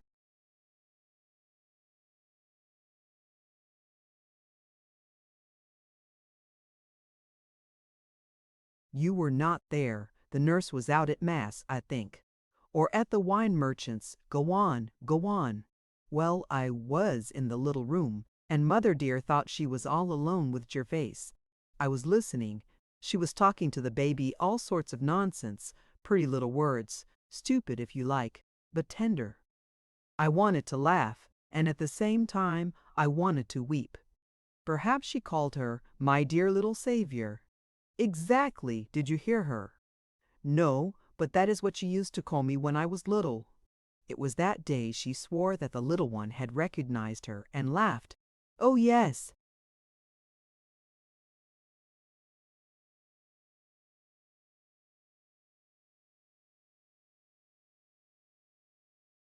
And then another time, when I went into her room, Mother's room, she didn't hear me because the door was open, but I saw her.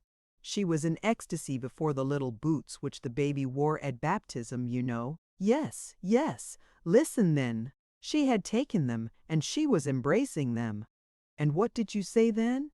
Nothing. I stole out very softly, and I sent across the threshold a great kiss to the dear grandmother. Henriette sat for a moment in thought.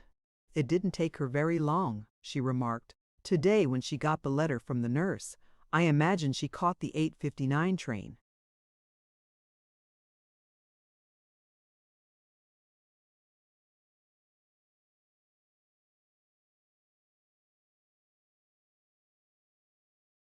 Any yet, laughed George. It was really nothing at all.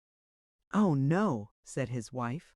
Yet after all, perhaps she was right, and perhaps I ought to have gone with her. How charming you are, my poor Henriette. You believe everything you are told. I, for my part, divined right away the truth. The nurse was simply playing a game on us. She wanted a raise. Will you bet? Come, I'll bet you something. What would you like to bet? You don't want to? Come, I'll bet you a lovely necklace, you know, with a big pearl. No, said Henriette, who had suddenly lost her mood of gaiety. I should be too much afraid of winning. Stop, laughed her husband. Don't you believe I love her as much as you love her, my little duck?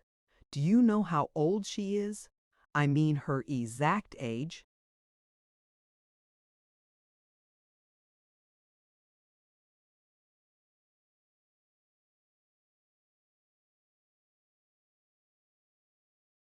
Henriette sat knitting her brows, trying to figure. Ah, he exploded. You see you don't know. She is 91 days and 8 hours. Ha ha!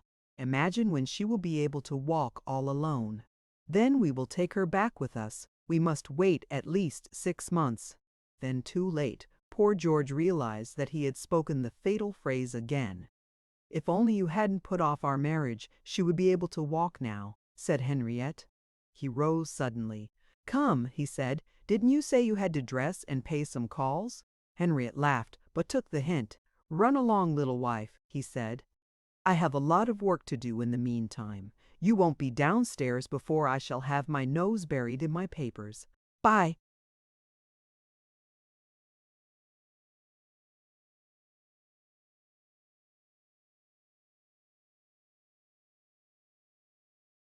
Bye-bye, said Henriette, but they paused to exchange a dozen or so kisses before she went away to dress. Then George lighted a cigarette and stretched himself out in the big armchair. He seemed restless. He seemed to be disturbed about something. Could it be that he had not been so much at ease as he had pretended to be, since the letter had come from the baby's nurse? Madame Dupont had gone by the earliest train that morning. She had promised to telegraph at once, but she had not done so, and now it was late afternoon. George got up and wandered about. He looked at himself in the glass for a moment. Then he went back to the chair and pulled up another to put his jeet upon. He puffed away at his cigarette until he was calmer, but then suddenly he heard the rustle of a dress behind him and glanced about and started up with Anne.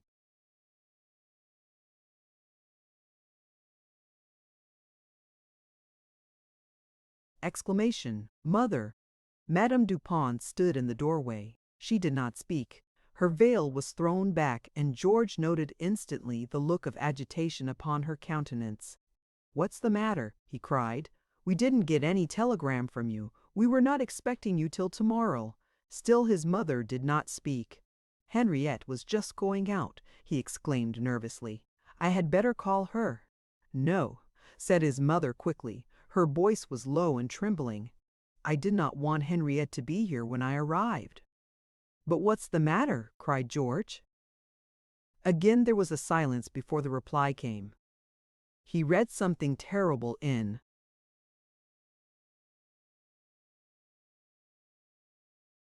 the mother's manner, and he found himself trembling violently. "I have brought back the child and the nurse," said Madame Dupont. "What? Is the little one sick?" "Yes." "What's the matter with her?" "Nothing dangerous for the moment, at least." "We must send and get the doctor," cried George.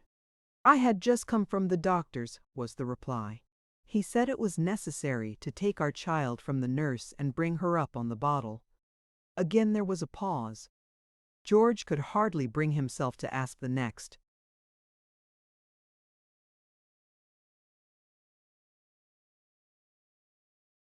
Question, try as he would. He could not keep his voice from weakening. "Well now, what is her trouble?" The mother did not answer. She stood staring before her. At last she said, faintly, "I don't know."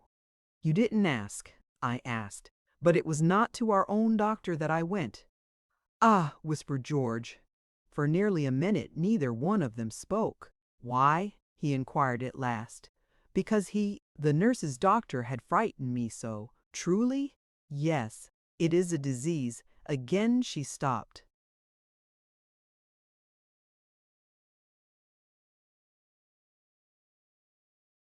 George cried in a voice of agony. "And then?" "Then I asked him if the matter was so grave that I could not be satisfied with our ordinary doctor." "And what did he answer?" "He said that if we had the means, it would really be better to consult a specialist." George looked at his mother again. He was able to do it, because she was not looking at him. He clenched his hands and got himself together. "And where did he send you?" His mother fumbled in her handbag and drew out a visiting card. "Here," she said. And George looked at the card. It was all he could do to keep himself from tottering. It was the card of the doctor whom he had first consulted about his trouble, the specialist in venereal diseases.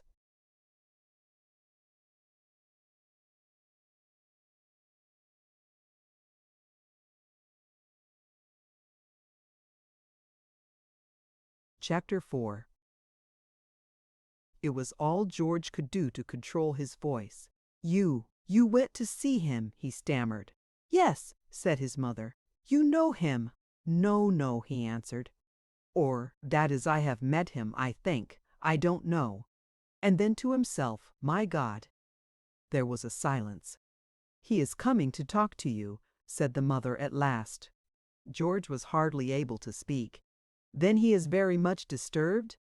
"No, but he wants to talk to you." "To me?" "Yes." When the doctor saw the nurse, he said, "Madam, it is impossible for me to continue to attend this child unless I have had this very day a conversation."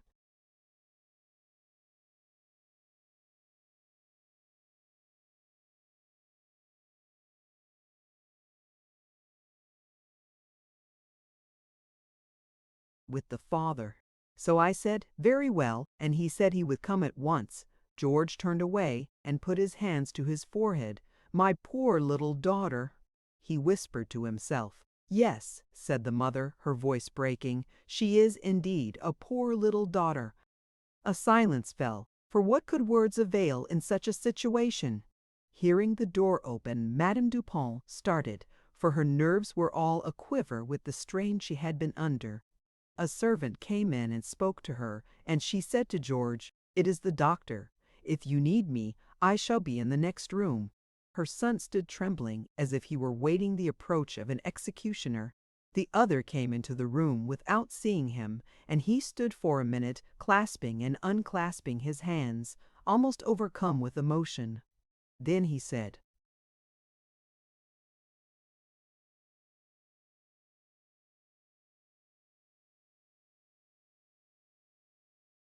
"Good day, doctor." As the man stared at him, surprised and puzzled, he added, "You don't recognize me?" The doctor looked again more closely. George was expecting him to break out in rage, but instead his voice fell low. "You!" he exclaimed. "It is you!" At last, in a voice of discouragement then of anger, he went on, "You got married, and you have a child. After all that I told you, you are a wretch." "Sir," cried George, "let me explain to you." "Not a word," exclaimed the other. "There can be no explanation for what you have done." A silence followed. The young man did not know what to say. Finally, stretching out his arms, he pleaded, "You will take care of my little daughter all the same, will you not?"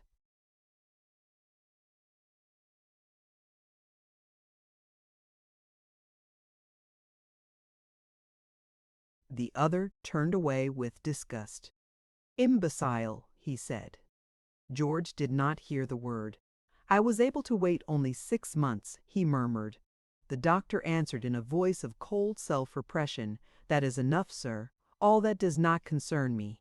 I have done wrong even to let you see my indignation. I should have left you to judge yourself. I have nothing to do here but with the present and with the future, with the infant and with the nurse." "She isn't in danger?" cried George. "The nurse is in danger of being contaminated." But George had not been thinking about the nurse. "I mean my child," he said. "Just at present the symptoms are not disturbing."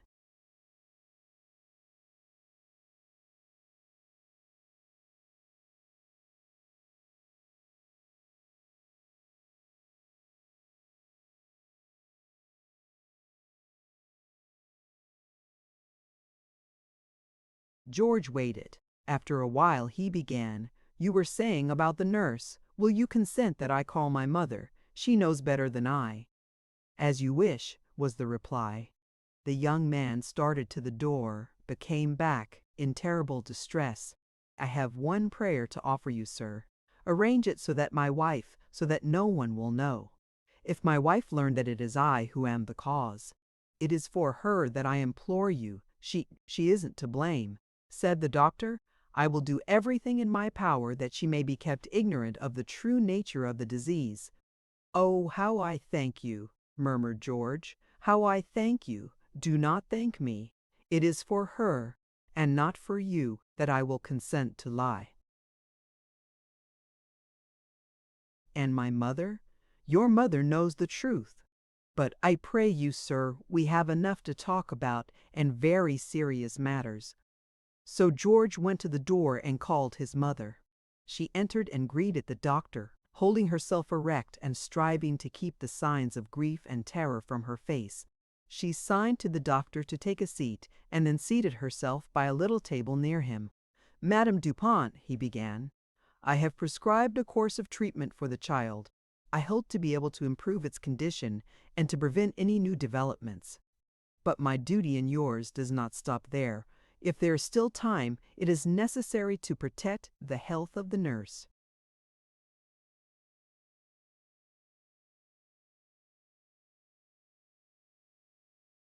"Tell us what it is necessary to do, doctor," said she. "The woman must stop nursing the child." "You mean we have to change the nurse?" "Madam, the child can no longer be brought up at the breast either by that nurse or by any other nurse." "But why, sir?" "Because the child would give her disease to the woman who gave her milk." "But, doctor, if we put her on the bottle our little one, she will die." And suddenly George burst out into sobs. "Oh, my poor little daughter! My God, my God!"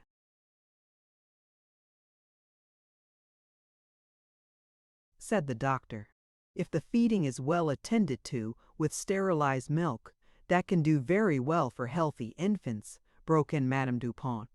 "But at the age of 3 months, one cannot take from the breast a baby like ours, frail and ill. More than any other, such an infant has need of a nurse. Is that not true?" "Yes," the doctor admitted, "that is true. But in that case, between the life of the child and the health of the nurse, you understand perfectly well that my choice is made." Between her words, the doctor heard the sobbing of George, whose head was buried in his arms. "Madam," he said, "your love for that baby has just caused you to utter something ferocious. It is not for you to choose. It is not for you to choose. I forbid the nursing. The health of that woman does not belong to you." "No," cried the grandmother wildly, "nor does the health of our child belong to you. If there is a hope of saving it, that hope is in giving it more care than any other child. And you would wish that I put it upon a mode of nourishment which the doctors condemn, even for vigorous infants. You expect that I will let myself be taken in like that? I answer you, she shall have the milk which she needs, my poor little one. If there was a single thing that one could do to save her, I should be a criminal to neglect it." And Madame Dupont broke out with furious scorn, "The nurse! The nurse! We shall know how to do our duty. We shall take care of her, repay her. But our child before all. No, sir, no. Everything that can be done to save our baby I shall do, let it cost what it will. To do what you say you don't realize it, it would be as if I should kill the child." In the end, the agonized woman burst into tears. "Oh, my poor little angel, my little savior!" George had never ceased sobbing while his mother spoke. At these last words, his sobs became loud cries. He struck the floor with his foot. He tore his hair as if he were suffering from violent physical pain. "Oh, oh, oh," he cried, "my little child!"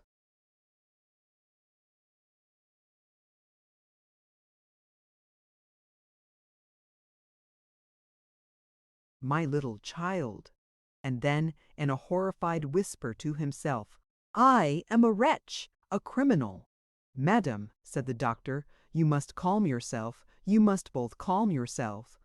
You will not help out the situation by lamentations. You must learn to take it with calmness." Madame Dupont set her lips together and with a painful effort recovered her self-control. "You are right, sir," she said in a low voice. "I ask your pardon. But if you only knew what that child means to me. I lost one at that age. I am an old woman. I am a widow. I had hardly hoped to live long enough to be a grandmother. But, as you say, we must be calm." She turned to the young man. "Calm yourself, my son. It is a poor way to show our love for the child, to abandon ourselves to tears. Let us talk, doctor, and seriously, coldly. But I declare to you that nothing will ever induce me to put the child on the bottle when I know that it might kill her. That is all I can say." The doctor replied, "This isn't the first time that I find myself in the present situation. Madam, I declare to you that always, you understand, persons who have rejected my advice have had reason to repent it cruelly." "The only thing of which I should repent," began the other. "You simply do not know," interrupted the doctor, "what such a nurse is capable of. You cannot imagine what bitterness, legitimate bitterness, you understand, joined to the rapacity, the cupidity, the mischief-making impulse might inspire these people to do. For them, the bourgeoise is always somewhat of an enemy, and when they find themselves in position to avenge their inferiority, they are ferocious." But what could the woman do? What could she do? She could bring legal proceedings against you. But she is much too stupid to have that idea. Others will put it into her mind. She is too poor to pay the preliminary expenses. And do you propose then to profit by her ignorance and stupidity? Besides, she could obtain judicial assistance. "Why, surely," exclaimed Madame Dupont, "such a thing was never heard of. Do you mean that? I know a dozen prosecutions of that sort. And always when there has been certainty, the parents have lost their case."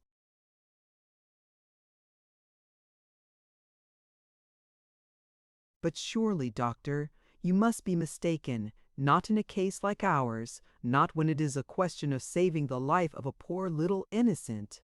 Oftentimes, exactly such facts have been presented. Here George broke in. I can give you the dates of the decisions.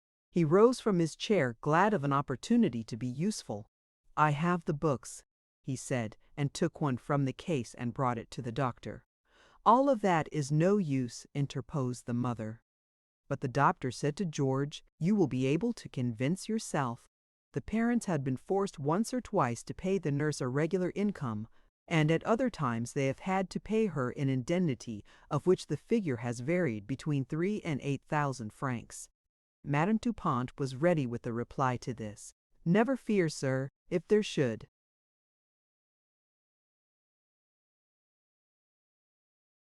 be a suit, we should have a good lawyer. We shall be able to pay and choose the best, and he would demand, without doubt, which of the two, the nurse or the child, has given the disease to the other. The doctor was staring at her in horror. Do you not perceive that would be a monstrous thing to do? Oh, I would not have to say it, was the reply.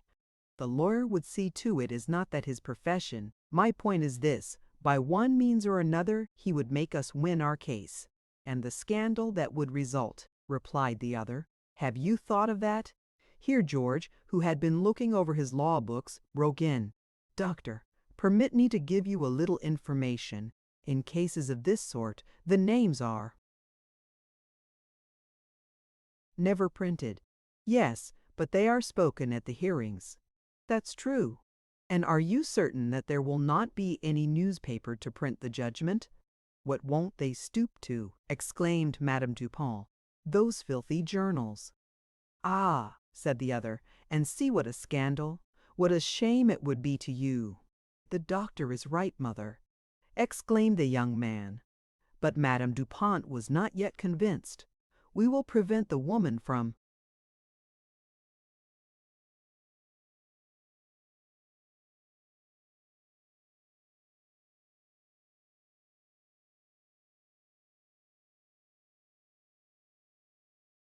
taking any steps. We will give her what she demands from us. But then, said the other, you will give yourselves up to the risk of blackmail. I know a family which has been thus held up for over 12 years. If you will permit me, doctor, said George timidly, she could be made to sign a receipt. For payment in full? Asked the doctor scornfully. Even so. And then, added his mother, she would be more than delighted to go back to her country with a full purse. She would be able to buy a little house and a bit of ground in that country. One doesn't need so much in order to live. At this moment, there was a tap upon the door, and the nurse entered. She was a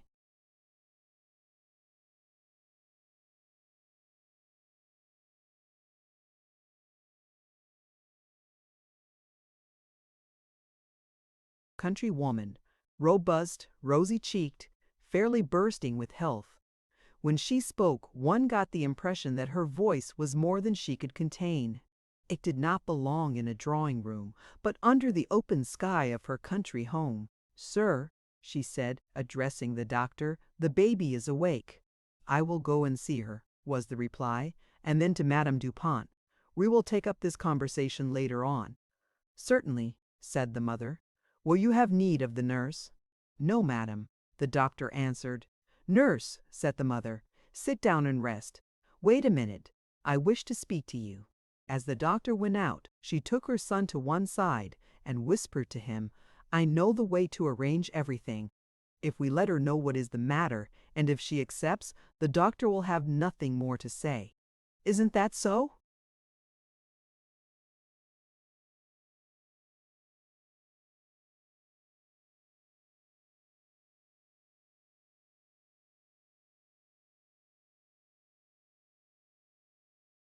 Obviously, replied the son.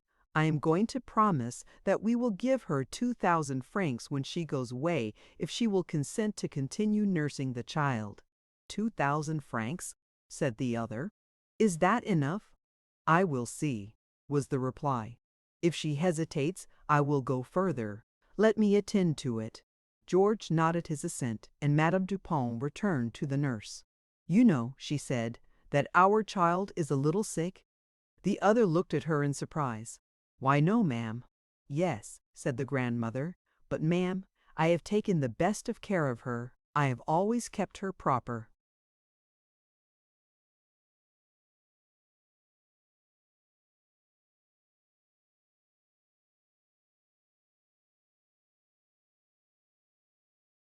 "I am not saying anything to the contrary," said Madame Dupont, "but the child is sick. The doctors have said it." The nurse was not to be persuaded. She thought they were getting ready to scold her. "Humph," she said, "that's a fine thing, the doctors. If they couldn't always find something wrong, you'd say they didn't know their business. But our doctor is a great doctor, and you have seen yourself that our child has some little pimples." "Ah, ma'am," said the nurse, "that's the heat. It's nothing but the heat of the blood breaking out. You don't need to bother yourself. I tell you it's only the child's blood. It's not my fault. I swear to you that she had not lacked anything and that I have always kept her proper. I am not reproaching you." "What is there to reproach me for?" "Oh, what bad luck! She's tiny. The little one, she's a bit feeble. But Lord save us, she's a city child. And she's getting along all right, I tell you." "No," persisted Madame Dupont. "I tell you she has got a cold in her head, and she has an eruption at the back of the throat." "Well," cried the nurse angrily, "if she has, it's because the doctor scratched her with that spoon he put into her mouth wrong end first. A cold in the head? Yes, that's true. But if she is caught cold, I can't say when. I don't know anything about it. Nothing, nothing at all. I have always kept her well covered. She's always had as much as 3 covers on her. The truth is, it was when you came, the time before last, you were all the time insisting upon opening the windows in the house." "But once more I tell you," cried Madame Dupont, "we are not putting any."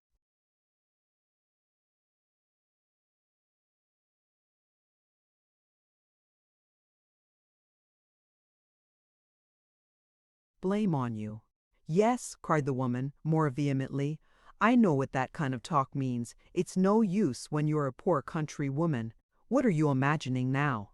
demanded the other. "Oh, that's all right. It's no use when you're a poor country woman." "I repeat to you once more," cried Madame Dupont, with difficulty controlling her impatience, "we have nothing whatever to blame you for." But the nurse began to weep. "If I had known that anything like this was coming to me, we have nothing to blame you for," declared the other. "We only wish to warn you that you might possibly catch the disease of the child."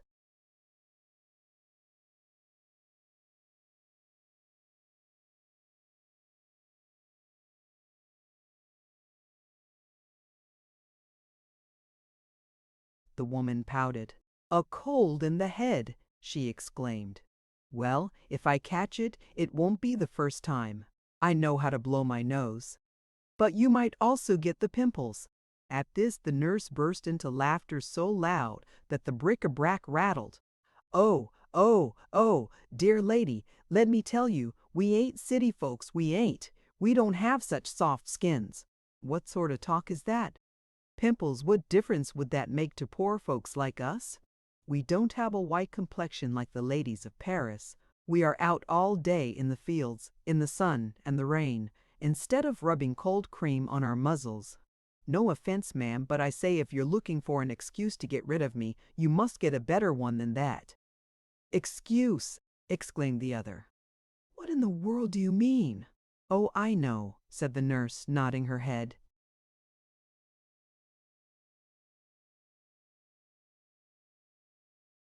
"But speak. It's no use when you're only a poor country woman." "I don't understand you." "I swear to you that I don't understand you." "Well," sneered the other, "I understand. But then explain yourself." "No, I don't want to say it." "But you must. I wish it." "Well, go ahead. I'm only a poor country woman, but I am no more stupid than the others for."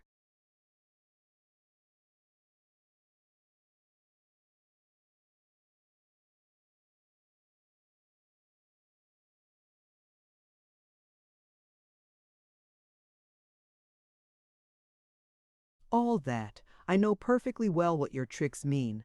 Mr. George here has been grumbling because you promised me 30 francs more a month if I came to Paris." And then, turning upon the other, she went on, "But, sir, isn't it only natural? Don't I have to put my own child away somewheres else? And then, can my husband live on his appetite? We're nothing but poor country people, we are." "You are making a mistake, nurse," broke in George. "It is nothing at all of that sort. Mother is quite right. I am so far from wanting to reproach you that, on the contrary, I think she had not promised enough.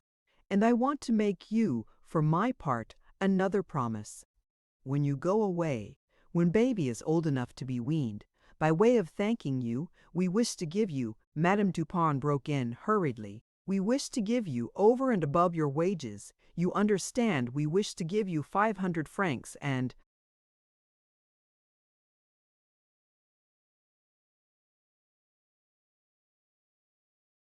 "Perhaps 1,000, if the little one is altogether in good health. You understand?" The nurse stared at her, stupefied. "You will give me 500 francs for myself?"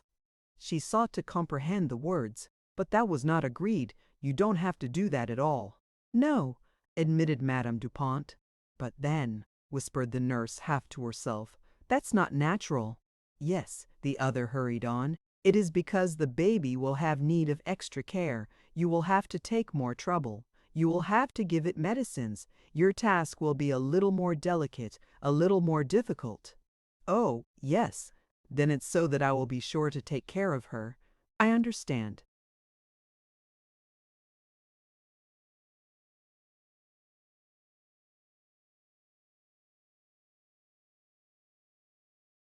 "Then it's agreed," exclaimed Madame Dupont with relief. "Yes, ma'am," said the nurse. "And you won't come later on to make reproaches to us? We understand one another clearly? We have warned you that the child is sick and that you could catch the disease. Because of that, because of the special need of care which she has, we promise you 500 francs at the end of the nursing. That's all right, is it?" "But, my lady," cried the nurse, all her cupidity awakened, "you spoke just now of 1,000 francs." "Very well then, 1,000 francs." George passed behind the nurse and got his mother by the arm, drawing her to one side.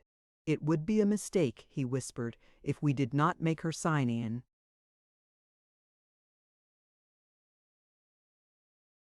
Agreement to all that, his mother turned to the nurse. "In order that there may be no misunderstanding about the sum, you see how it is. I had forgotten already that I had spoken of 1,000 francs. We will draw up a little paper, and you, on your part, will write one for us." "Very good, ma'am," said the nurse, delighted with the idea of so important a transaction. "Why, it's just as you do when you rent a house." "Here comes the doctor," said the other. "Come, nurse, it is agreed." "Yes, ma'am," was the answer. But all the same, as she went out, she hesitated and looked sharply first at the doctor and then at George and his mother. She suspected that something was wrong, and she meant to find out if she could. The doctor seated himself in George's office chair as if to write a prescription.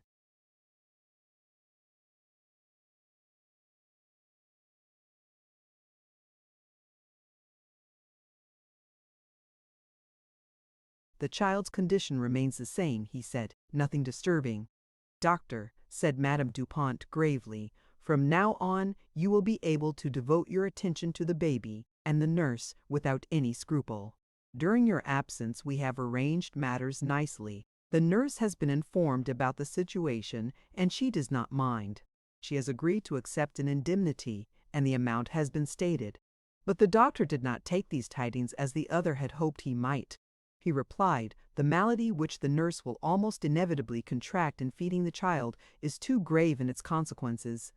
Such consequences might go as far as complete helplessness, even as far as death. So I say that the indemnity, whatever it might be, would not pay the damage." "But," exclaimed the other, "she accepts it. She is mistress of herself, and she has the right—"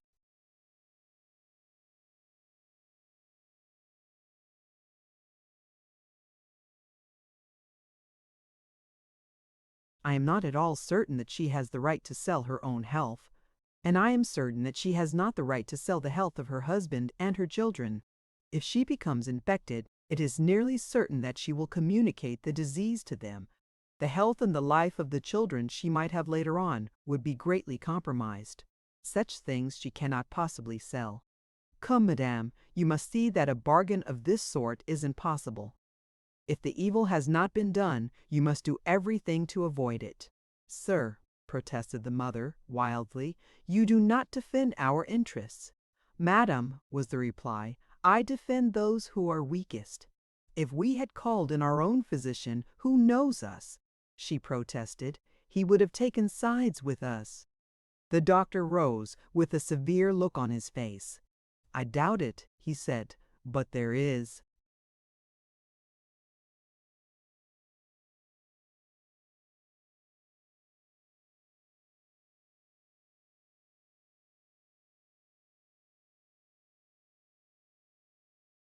Still time to call him.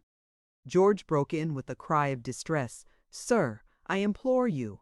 And the mother in turn cried, Don't abandon us, sir. You ought to make allowances. If you knew what that child is to me, I tell you it seems to me as if I had waited for her coming in order to die. Have pity upon us. Have pity upon her. You speak of the weakest. It is not she who is the weakest. You have seen her. You have seen that poor little baby so emaciated. You have seen what a heap of suffering she is already, and cannot that inspire in you any sympathy? I pray you, sir, I pray you. I pity her, said the doctor. I would like to save her, and I will do everything for her. But do not ask me to sacrifice to a feeble infant with an uncertain and probably unhappy life the health of a sound and robust woman. It is useless for us to continue such a discussion as that. Whereupon Madame Dupont leaped up in sudden frenzy. Very well, she exclaimed. I will not follow your counsels. I will not listen to you, said the doctor in a solemn voice. There is already someone here who regrets that he did not listen to me. Yes, moaned George, to my misfortune, to the misfortune of all of us. But Madame Dupont was quite beside herself. Very well, she cried. If it is a fault, if it is a crime, if I shall have to suffer remorse for it in this life and all the punishments in the life to come, I accept it all for myself alone. Myself alone, I take that responsibility. It is frightfully heavy, but I accept it. I am profoundly a Christian, sir. I believe in eternal damnation, but to save my little child, I consent to lose my soul forever. Yes, my mind is made up. I will do everything to save that life. Let God judge me, and if he condemns me, so much the worse for me. The doctor answered, That responsibility is one which I cannot let you take, for it will be necessary that I should accept my part, and I refuse it. What will you do? I shall warn the nurse. I shall inform her exactly, completely something which you have not done, I feel sure. What? Cried Madame Dupont wildly. You, a doctor, called into a family which gives you its entire confidence, which hands over to you its most terrible secrets, its most horrible miseries, you would betray them? It is not a betrayal, replied the man sternly. It is something which the law commands, and even if the law were silent, I would not permit a family of worthy people to go astray so far as to commit a crime. Either I give up the case, or you have the nursing of the child stopped.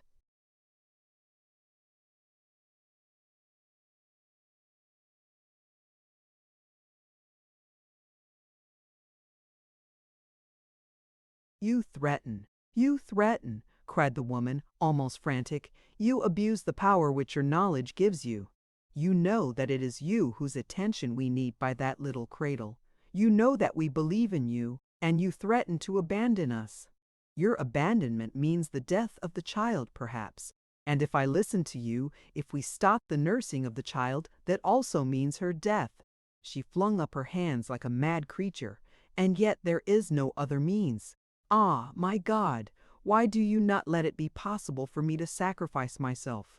I would wish nothing more than to be able to do it if only you might take my old body, my old flesh, my old bones.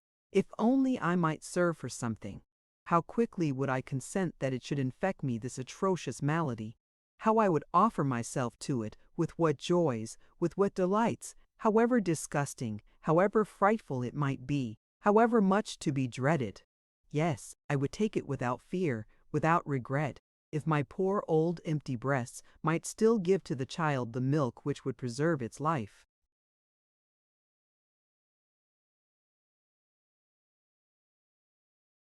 She stopped, and George sprang suddenly from his seat and fled to her and flung himself down upon his knees before her, mingling his sobs and tears with hers. The doctor rose and moved about the room, unable any longer to control his distress. "Oh, the poor people," he murmured to himself, "the poor, poor people." The storm passed, and Madame Dupont, who was a woman of strong character, got herself together. Facing the doctor again, she said, "Come, sir, tell us what we have to do. You must stop the nursing, and keep the woman here as a dry nurse, in order that she may not go away to carry the disease elsewhere. Do not exaggerate to yourself the danger which will result to the child.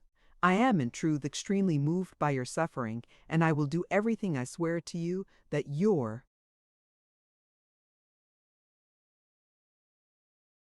baby may recover as quickly as possible its perfect health. I hope to succeed, and that soon.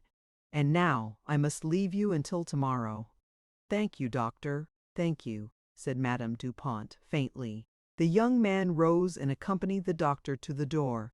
He could not bring himself to speak, but stood hanging his head until the other was gone. Then he came to his mother. He sought to embrace her, but she repelled him without violence, but firmly. Her son stepped back and put his hands over his face. "Forgive me," he said in a broken voice. "Are we not unhappy enough without hating each other?" His mother answered, "God has punished you for your debauch by striking at your child." But, grief-stricken as the young man was, he could not believe that.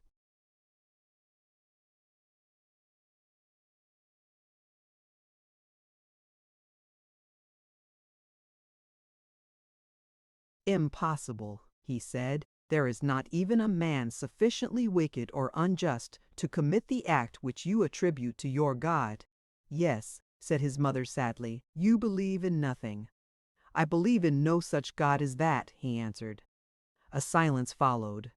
When it was broken, it was by the entrance of the nurse. She had opened the door of the room and had been standing there for some moments, unheeded. Finally, she stepped forward. "Madam," she said, "I have thought it over. I would rather go back to my home at once and have only the 500 francs.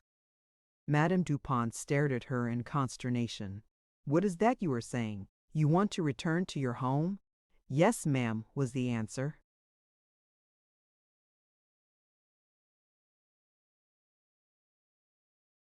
"But," cried George, "only 10 minutes ago you were not thinking of it." "What has happened since then?" demanded Madame Dupont.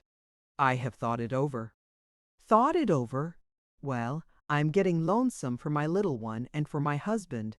"In the last 10 minutes," exclaimed George. "There must be something else," his mother added. "Evidently there must be something else." "No," insisted the nurse, "but I say yes."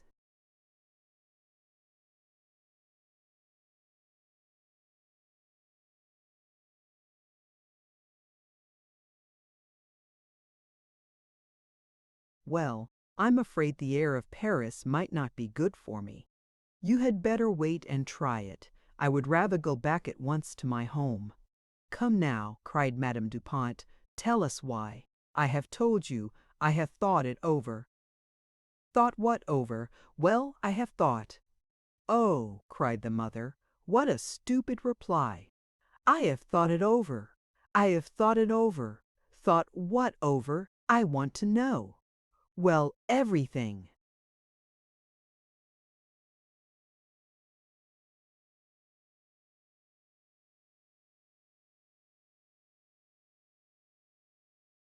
"Don't you know how to tell us what?"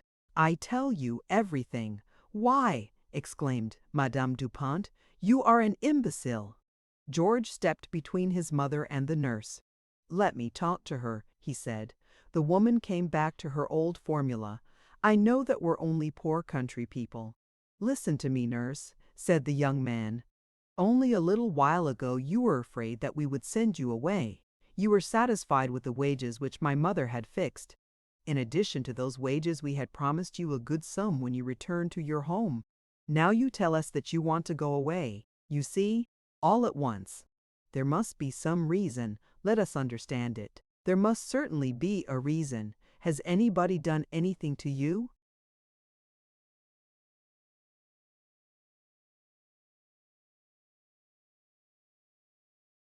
"No, sir," said the woman, dropping her eyes. "Well then, I have thought it over."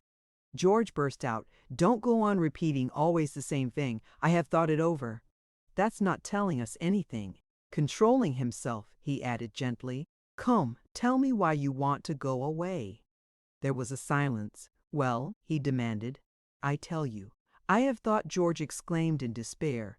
"It's as if one were talking to a block of wood." His mother took up the conversation again. "You must realize you have not the right to go away."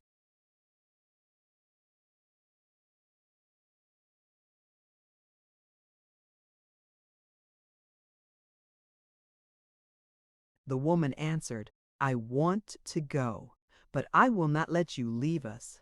"No," interrupted George angrily, "let her go. We cannot fasten her here." "Very well then," cried the exasperated mother, "since you want to go, go. But I have certainly the right to say to you that you are as stupid as the animals on your farm." "I don't say that I am not," answered the woman. "I will not pay the month which has just begun, and you will pay your railroad fare for yourself." The other drew back with a look of anger. "Oh ho!" she cried. "We'll see about that."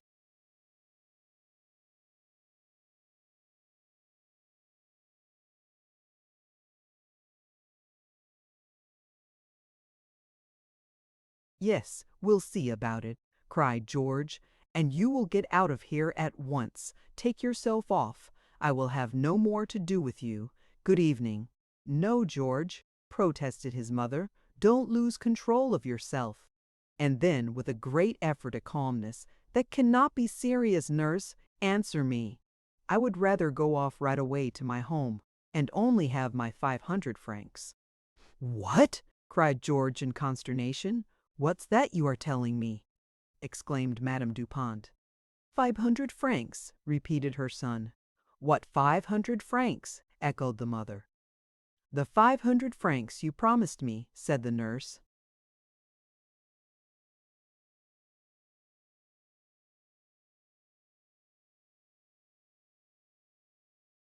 "We have promised you 500 francs, W.E., yes, when the child should be weaned and if we should be satisfied with you. That was our promise. No.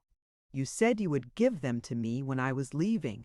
Now I am leaving and I want them."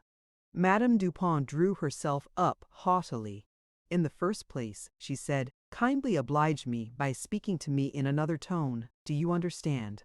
The woman answered, "You have nothing to do but give me my money, and I will say nothing more." George went almost beside himself with rage at this. "Oh, it's like that," he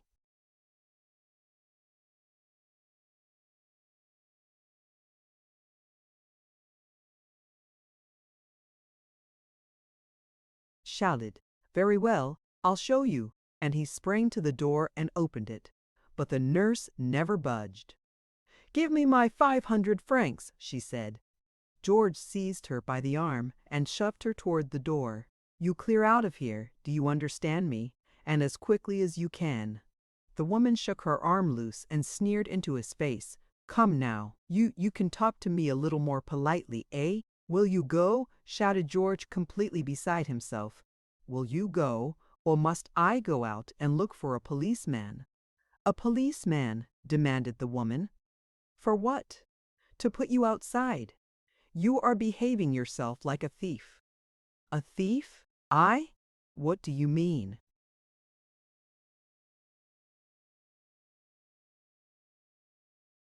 "I mean that you are demanding money which doesn't belong to you." More than that, broke in Madame Dupont. You are destroying that poor little baby? You are a wicked woman.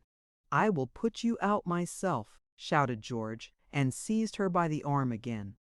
Oh, it's like that, is it? Retorted the nurse. Then you really want me to tell you why I am going away? Yes, tell me, cried he. His mother added, yes, yes. She would have spoken differently had she chanced to look behind her and seen Henriette, who at that moment appeared in the doorway. She had been about to go out when her attention had been caught by the loud voices. She stood now,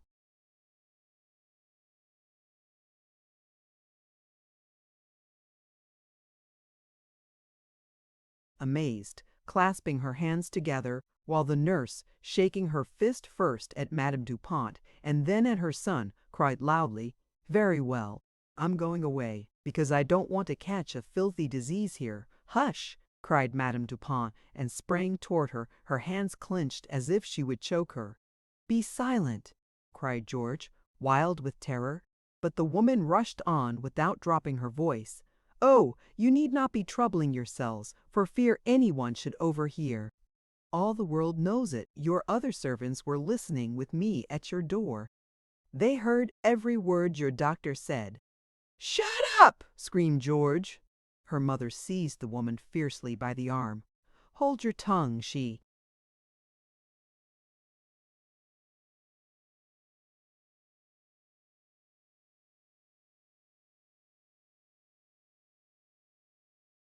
hissed. But again the other shook herself loose. She was powerful, and now her rage was not to be controlled. She waved her hands in the air, shouting, "Let me be! Let me be! I know all about your brat, that you will never be able to raise it, that it's rotten, because its father has a filthy disease he got from a woman of the street." She got no farther. She was interrupted by a frenzied shriek from Henriette. The three turned, horrified, just in time to see her fall forward upon the floor, convulsed. "My God!" cried George. He sprang toward her and tried to lift her, but she shrank from him, repelling him with a gesture of disgust, of hatred, of the most profound terror. "Don't touch me!" she screamed, like a maniac. "Don't touch me!"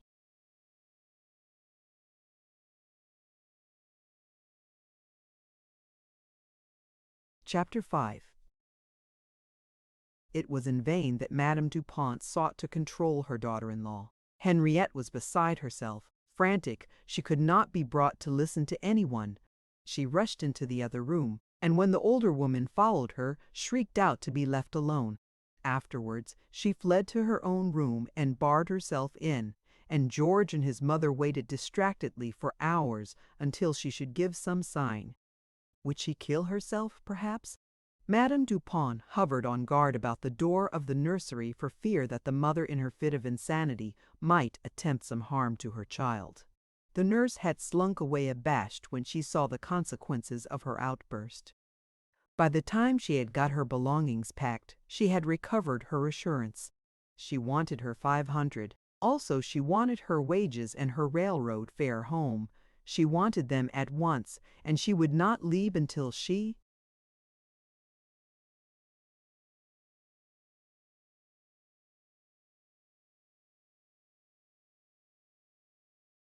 got them.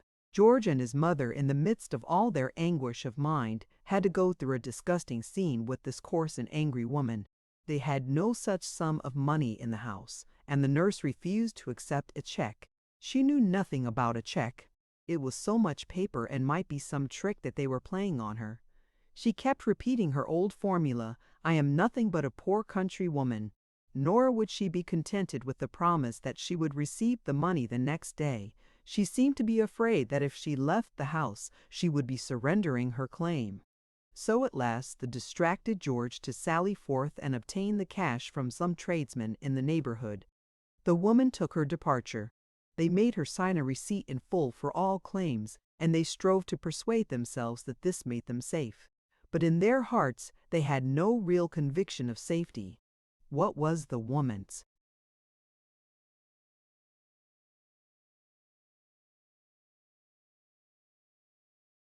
signature or her pledged word against the cupidity of her husband and relatives? Always she would have the dreadful secret to hold over them, and so they would live under the shadow of possible blackmail. Later in the day, Henriette sent for her mother-in-law. She was white, her eyes were swollen with weeping, and she spoke in a voice choked with sobs. She wished to return at once to her father's home and to take little Gervase with her. Madame Dupont cried out in horror at this proposition and argued and pleaded and wept, but all to no purpose. The girl was immovable. She would not stay under her husband's roof, and she would take her child with her. It was her right, and no one could refuse her. The infant had been crying for hours, but that made no difference. Henriette insisted that a cab should be called at once. So she went back to the home of Monsieur Lochis and told him the hideous story. Never before in her life had she discussed such subjects with anyone, but now in her agitation she told her father all. As George had declared to the doctor, Monsieur Lochis was a person of violent temper. At this revelation, at the sight of his daughter's agony, he was almost beside himself. His face turned purple, the veins stood out on his forehead, a trembling seized him. He declared that he would kill George. There was nothing else to do. Such a scoundrel should not be permitted to live. The effort which Henriette had to make to restrain him had a calming effect upon herself. Bitter and indignant as she was, she did not want George to be killed. She clung to her father, beseeching him to promise her that he would not do such a thing. And all that day and evening she watched him, unwilling to let him out of her sight. There was a matter which claimed her immediate attention, and which helped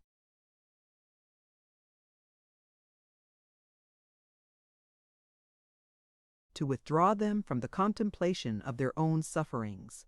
The infant must be fed and cared for, the unhappy victim of other people's sins, whose life was now imperiled. A dry nurse must be found at once, a nurse competent to take every precaution and give the child every chance. This nurse must be informed of the nature of the trouble, another matter which required a great deal of anxious thought. That evening came Madame Dupont, tormented by anxiety about the child's welfare, and beseeching permission to help take care of it. It was impossible to refuse such a request. Henriette could not endure to see her, but the poor grandmother would come and sit for hours in the nursery, watching the child and the nurse in silent agony. This continued for days, while poor George wandered about at home, suffering such torment of mind as can hardly be imagined. Truly, in these days he paid for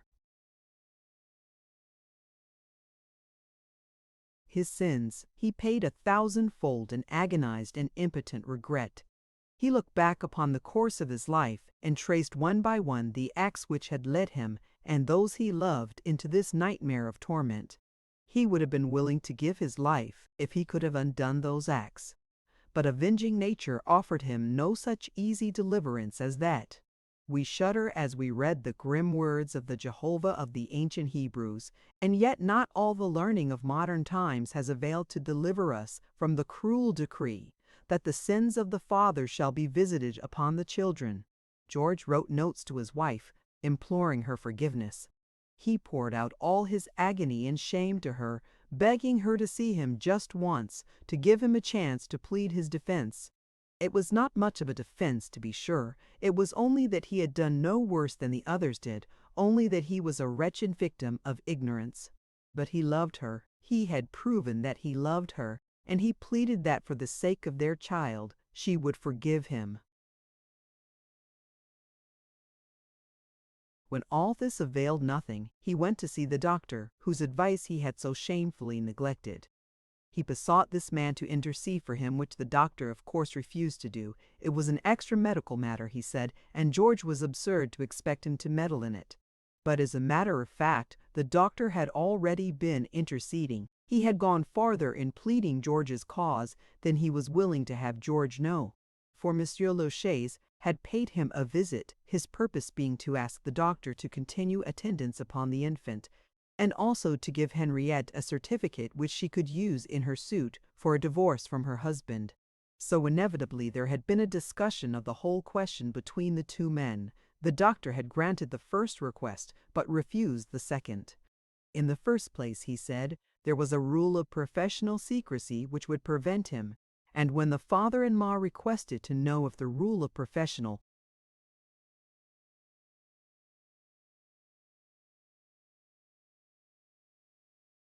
secrecy compelled him to protect a criminal against honest people, the doctor answered that even if his ethics permitted it, he would still refuse the request. I would reproach myself forever, he said, if I had aided you to obtain such a divorce.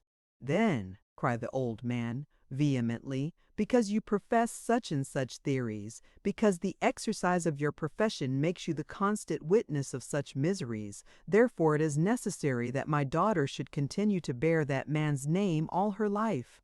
The doctor answered gently, Sir, I understand and respect your grief, but believe me, you are not in a state of mind to decide about these matters now. You are mistaken, declared the other, controlling himself with an effort. I have been thinking about nothing else for days. I have discussed it with my daughter, and she agrees with me. Surely, sir, you cannot desire that my daughter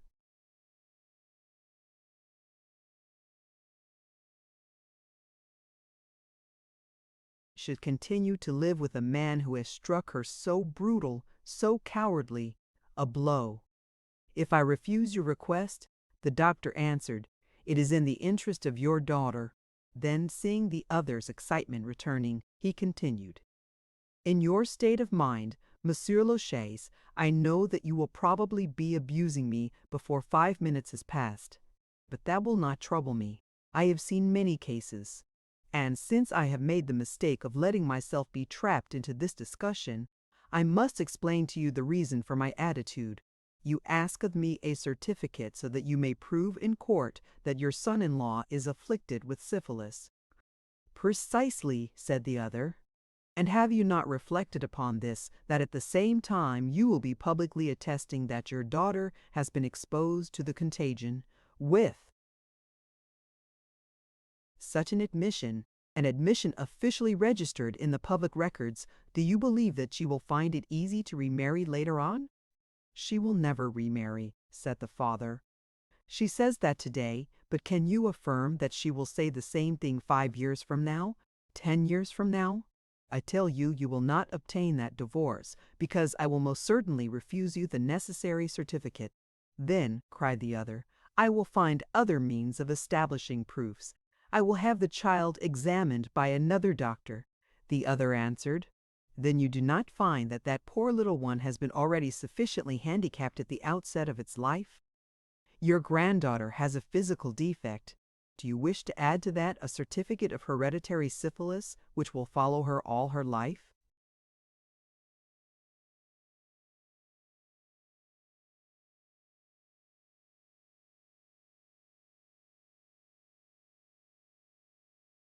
Monsieur Lachaise sprang from his chair. You mean that if the victims seek to defend themselves, they will be struck the harder?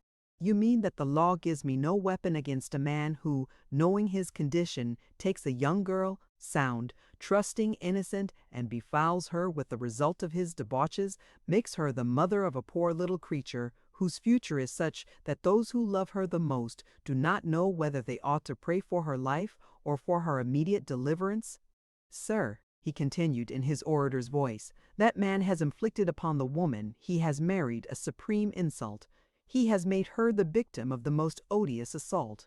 He has degraded her. He has brought her, so to speak, into contact with the woman of the streets. He has created between her and that common woman I know not what mysterious relationship. It is the poisoned blood of the prostitute which poisons my daughter and her child. That abject creature, she lives in us. She belongs to our family. He has given her a seat at our hearth. He has soiled the imagination.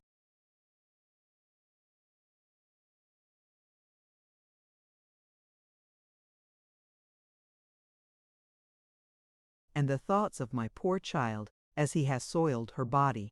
He has united forever in her soul the idea of love which he has placed so high with I know not what horrors of the hospitals. He has tainted her in her dignity and her modesty, in her love as well as in her baby. He has struck her down with physical and moral decay. He has overwhelmed her with vileness. And yet the law is such, the customs of society are such, that the woman cannot separate herself from that man save by the aid of legal proceedings whose scandal will fall upon herself and upon her child. Monsieur Lachaise had been pacing up and down the room as he spoke, and now he clenched his fists in sudden fury. Very well, I will not address myself to the law. Since I learned the truth, I have been asking myself if it was not my duty to find that monster and to put a bullet into his head as one does to a mad dog. I don't know what weakness, what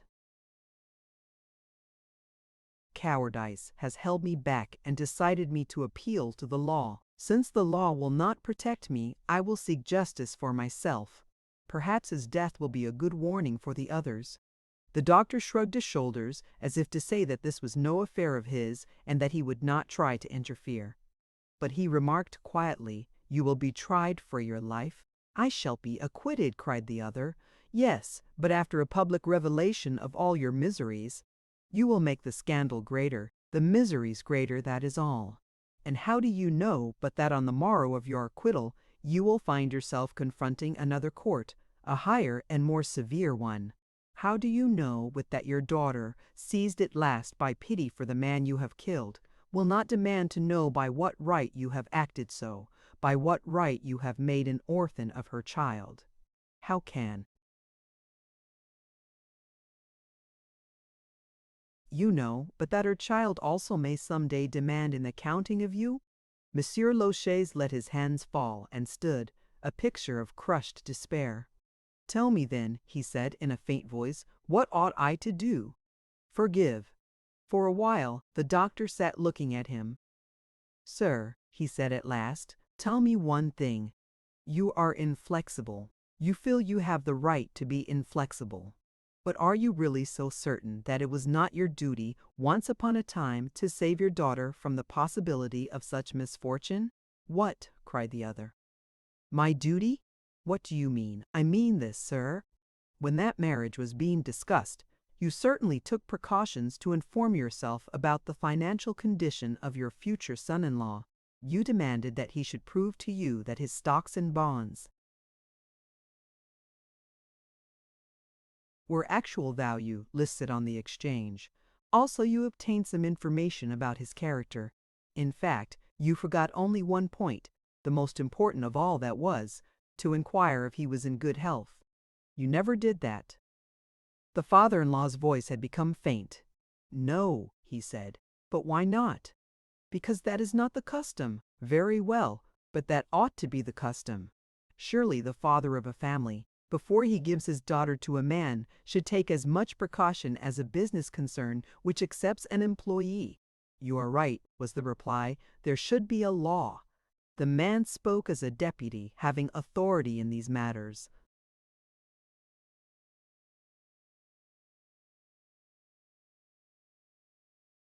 But the doctor cried, "No, no, sir. Do not make a new law. We have too many already. There is no need of it. It would suffice that people should know a little better what syphilis is. The custom would establish itself very quickly for a suitor to add to all the other documents which he presents a certificate of a doctor as proof that he could be received into a family without bringing a pestilence with him. That would be very simple. Once let the custom be established, then the suitor would go to the doctor for a certificate of health, just as he goes to the priest for a certificate that he has confessed. And by that means you would prevent a great deal of suffering in the world. Or let me put it another way, sir. Nowadays, before you conclude a marriage, you get the lawyers of the two families together. It would be of at least equal importance to get their two doctors together. You see, sir, your inquiry concerning your son-in-law was far from complete. So your daughter may fairly ask you why you, being a man, being a father who ought to know these things, did not take as much care of her.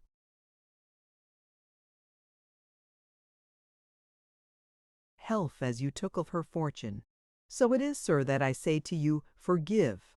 But Monsieur Lachaise said again, "Never."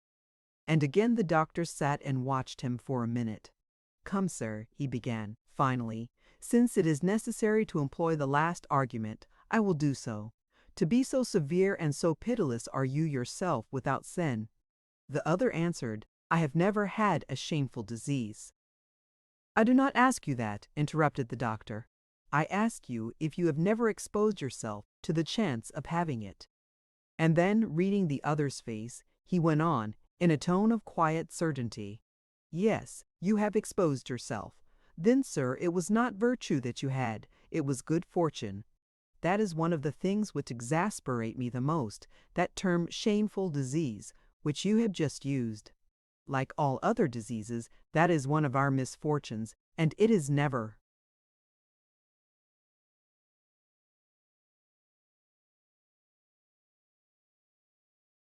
shameful to be unfortunate even if one has deserved it.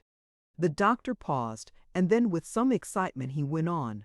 Come, sir, come, we must understand each other. Among men the most exacting, among those who with their middle-class prudery dare not pronounce the name of syphilis, or who make the most terrifying faces, the most disgusted, when they consent to speak of it, who regard the syphilitic as sinners, I should wish to know how many there are who have never exposed themselves to a similar misadventure. They and they alone have the right to speak. How many are there? Among 1,000 men, are there 4? Very well, then. Excepting those 4, between all the rest and the syphilitic there is nothing but the difference of chance. There came into the doctor's voice at this moment a note of intense feeling, for these were matters of which evidence came to him every day. I tell you, sir, that such people are deserving of sympathy because they are suffering. If they have committed a fault, they have at least the plea that they are expiating it. No, sir.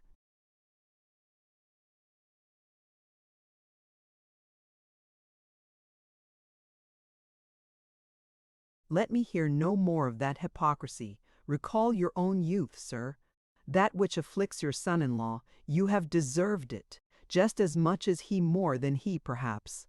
Therefore have pity on him. Have for him the toleration which the unpunished criminal ought to have for the criminal less fortunate than himself, upon whom the penalty has fallen.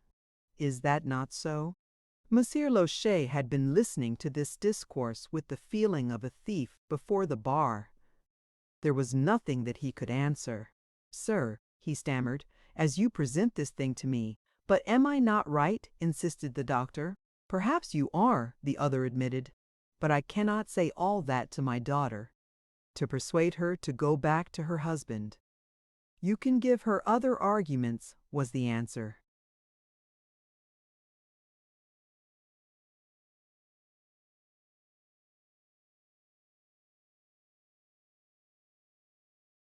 What arguments in God's name? There is no lack of them. You will say to her that a separation would be a misfortune for all, that her husband is the only one in the world who would be devoted enough to help her save her child. You will say to her that out of the ruins of her first happiness she can build herself another structure, far stronger. And, sir, you will add to that whatever your good heart may suggest, and we will arrange so that the next child of the pair shall be sound and vigorous. Monsieur Losers received this announcement with the same surprise that George himself had manifested. Is that possible? He asked.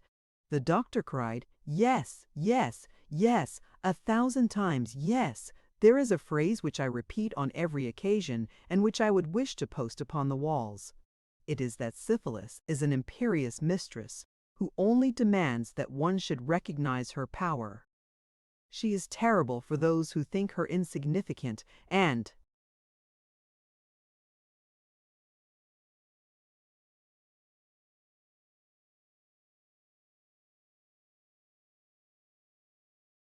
gentle with those who know how dangerous she is. You know that kind of mistress who is only vexed when she is neglected.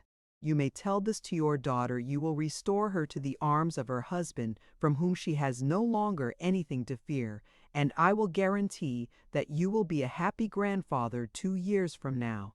Monsieur Lochez at last showed that he was weakened in his resolution. Doctor, he said, I do not know that I can ever go so far as forgiveness, but I promise you that I will do no irreparable act, and that I will not oppose a reconciliation if after the lapse of some time I cannot venture to say how long my poor child should make up her mind to a reconciliation."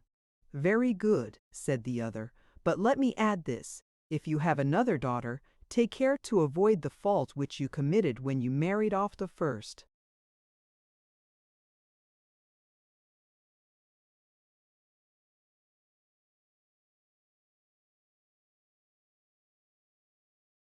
"But," said the old man, "I did not know." "Ah, surely," cried the other, "you did not know. You are a father, and you did not know.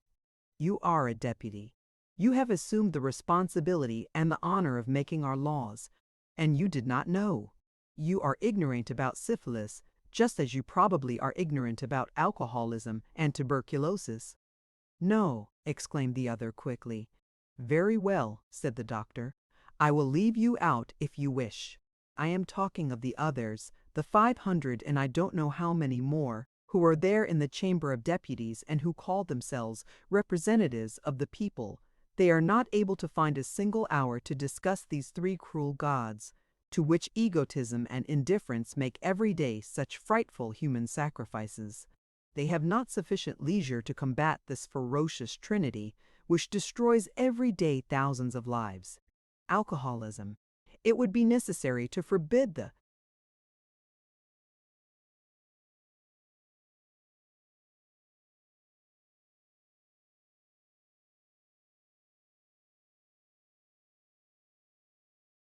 manufacture of poisons and to restrict the number of licenses, but as one has fear of the great distillers, who are rich and powerful, and of the little dealers, who are the masters of universal suffrage, one puts one's conscience to sleep by lamenting the immorality of the working class and publishing little pamphlets and sermons.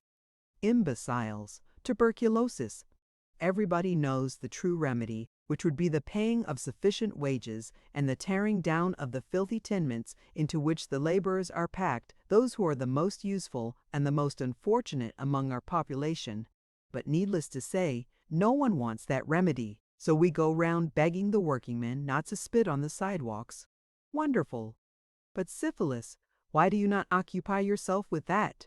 Why, since you have ministers whose duty it is to attend to all sorts of things, do you not have a minister to attend to the public health?" "My dear doctor," responded Monsieur Lachaise, "you fall into the French habit of considering the government as the cause of all evils. Show us the way you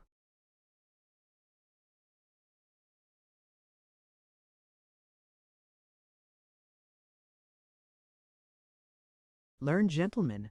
Since that is a matter about which you are informed and we are ignorant, begin by telling us what measures you believe to be necessary." "Ah, ah!" exclaimed the other. "That's fine indeed." It was about 18 years ago that a project of that nature, worked out by the Academy of Medicine and approved by it unanimously, was sent to the proper minister. We have not yet heard his reply. "You really believe," inquired Monsieur Lachaise in some bewilderment, "you believe that there are some measures—" "Sir," broke in the doctor, "before we get though, you are going to suggest some measures yourself. Let me tell you what happened today. When I received your card, I did not know that you were the father-in-law of George Dupont. I say that you were a deputy, and I thought that you wanted to get some information about these matters. There was a woman patient waiting to see me, and I kept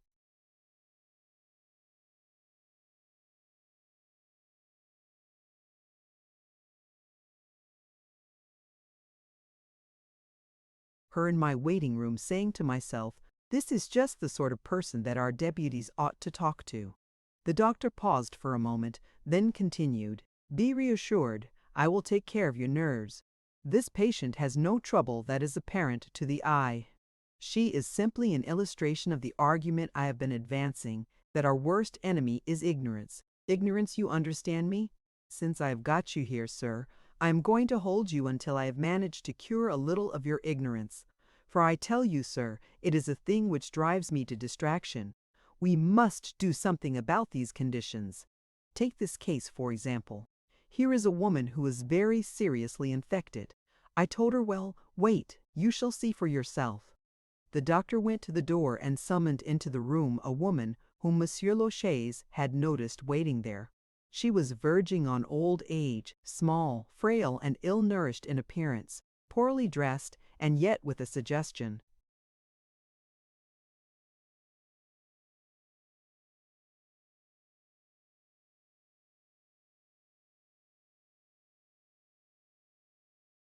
of refinement about her.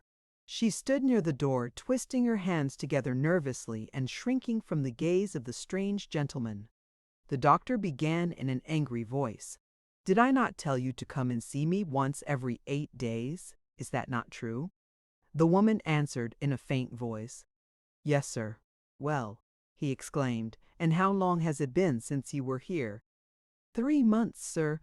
3 months! And you believe that I can take care of you under such conditions?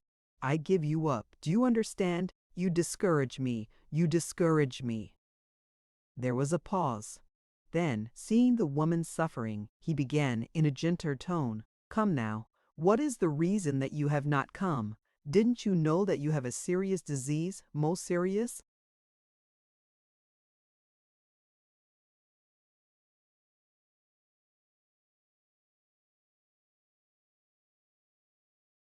"Oh, yes, sir," replied the woman.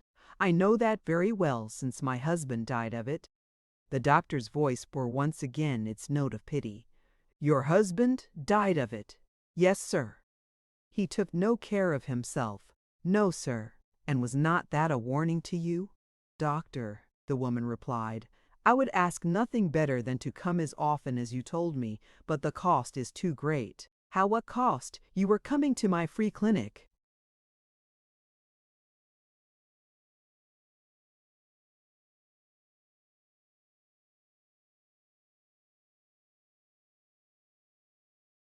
"Yes, sir," replied the woman, "but that's during working hours, and then it is a long way from home. There are so many sick people, and I have to wait my turn. It is in the morning sometimes I lose a whole day, and then my employer is annoyed, and he threatens to turn me off. It is things like that that keep people from coming, until they dare not put it off any longer. Then too, sir." The woman stopped, hesitating. "Well?" demanded the doctor. "Oh, nothing, sir," she stammered. "You have been too good to me already." "Go on," commanded the other. "Tell me." "Well," murmured the woman, "I know I ought not to put on airs, but you see I have not always been so poor. Before my husband's misfortune, we were well fixed. So you see, I have a little pride. I have always managed to take care of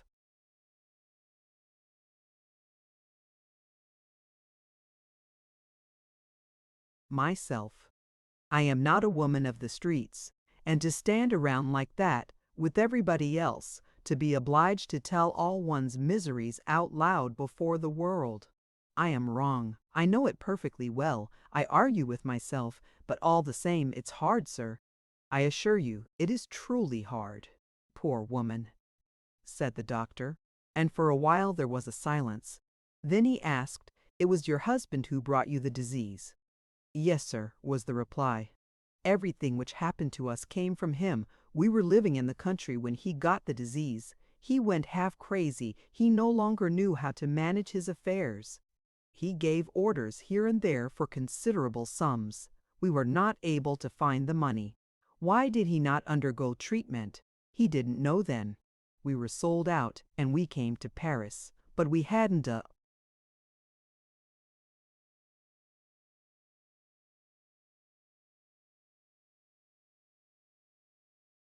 penny. He decided to go to the hospital for treatment. And then?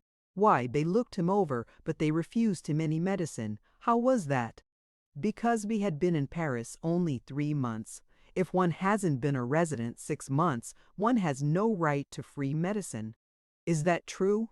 broke in Monsieur Lachaise quickly. "Yes," said the doctor, "that's the rule." "So you see," said the woman, "it was not our fault." "You never had children?" inquired the doctor.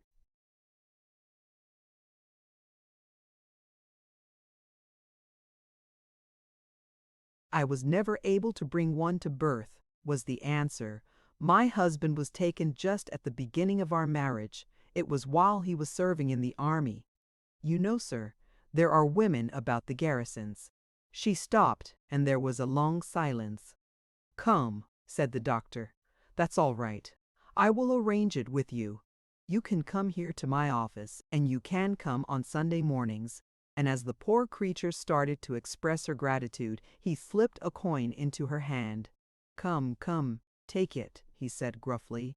"You are not going to play proud with me. No, no, I have no time to listen to you. Hush!" And he pushed her out of the door.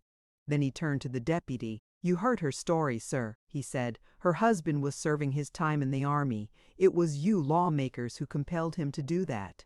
And there are women about the garrisons. You heard how her voice trembled as she said that.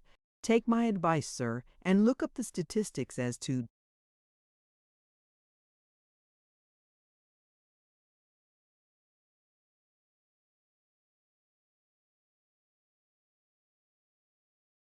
prevalence of this disease among our soldiers. Come to some of my clinics, and let me introduce you to other social types. You don't care very much about soldiers. Perhaps they belong to the lower classes, and you think of them as rough men. But let me show you what is going on among our college students, among the men our daughters are some day to marry. Let me show you the women who prey upon them. Perhaps, who knows, I can show you the very woman who was the cause of all the misery in your own family." And as Monsieur Lachaise rose from his chair, the doctor came to him and took him by the hand. "Promise me, sir," he said earnestly, "that you will come back and let me teach you more about these matters. It is a chance that I must not let go, the first time in my life that I ever got hold of a real live deputy. Come and make a study of this subject, and let us try to work out some sensible plan and get seriously to work to remedy these frightful evils."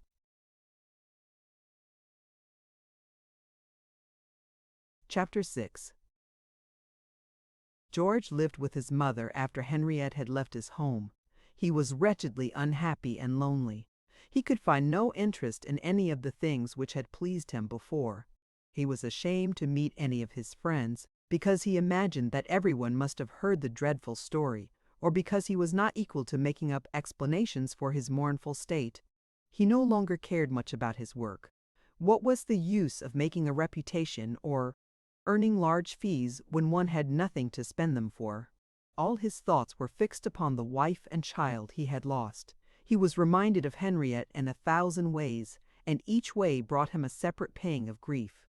He had never realized how much he had come to depend upon her in every little thing until now, when her companionship was withdrawn from him, and everything seemed to be a blank. He would come home at night, and opposite to him at the dinner table would be his mother, silent and spectral. How different from the days when Henriette was there, radiant and merry, eager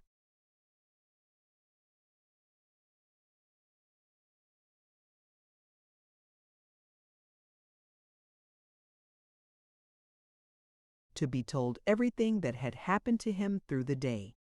There was also his worry about little Gervase. He might no longer hear how she was doing, for he could not get up courage to ask his mother the news.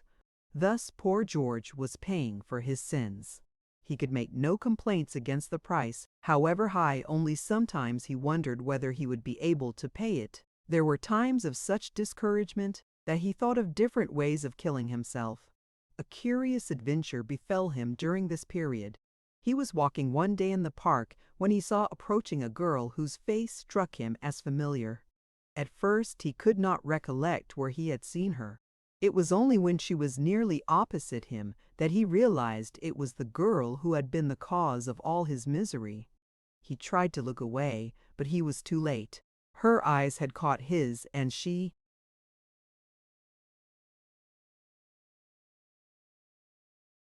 nodded and then stopped, exclaiming, "Why, how do you do?" George had to face her. "How do you do?" he responded weakly. She held out her hand, and he had to take it, but there was not much welcome in his clasp. "Where have you been keeping yourself?" she asked. Then, as he hesitated, she laughed good-naturedly. "What's the matter? You don't seem glad to see me."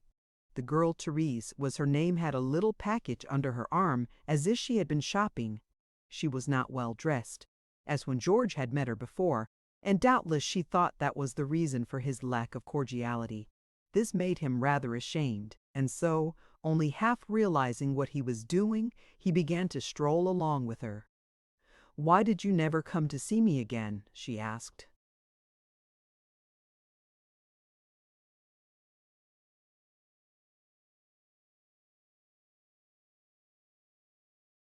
George hesitated. I, he stammered. "I've been married since then." She laughed. "Oh, so that's it!"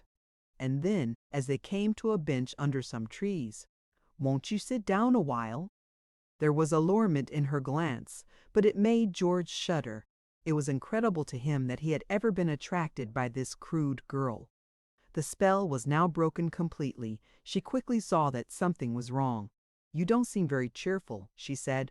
"What's the matter?" And the man, staring at her, suddenly blurted out, "Don't you know what you did to me? What I did to you?" Darcy repeated wonderingly. "You must know," he insisted.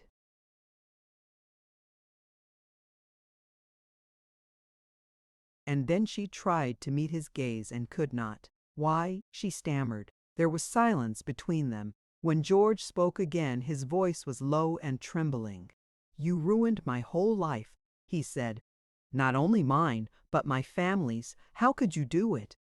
She strove to laugh it off, a cheerful topic for an afternoon stroll. For a long while George did not answer. Then, almost in a whisper, he repeated, "How could you do it?" "Someone did it to me first," with the response. "A man." "Yes," said George, "but he didn't know. How can you tell whether he knew or not?" "You knew?" he inquired wonderingly.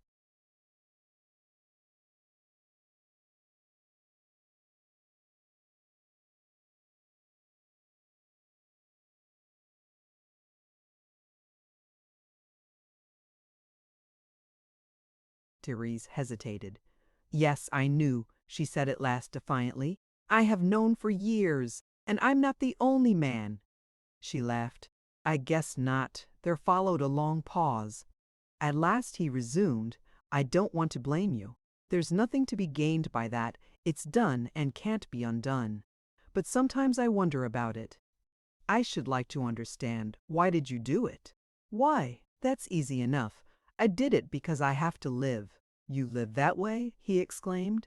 "Why, of course. What did you think?" "I thought you were a—" He hesitated.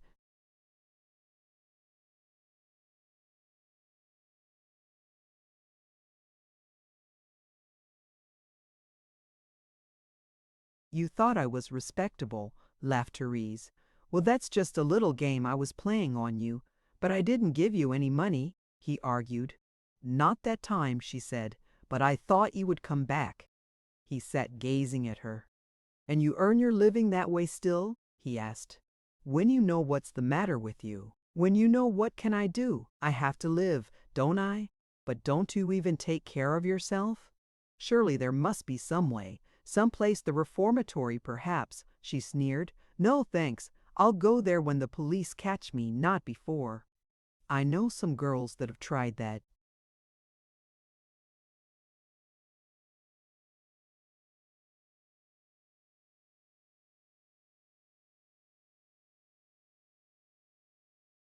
"But aren't you afraid?"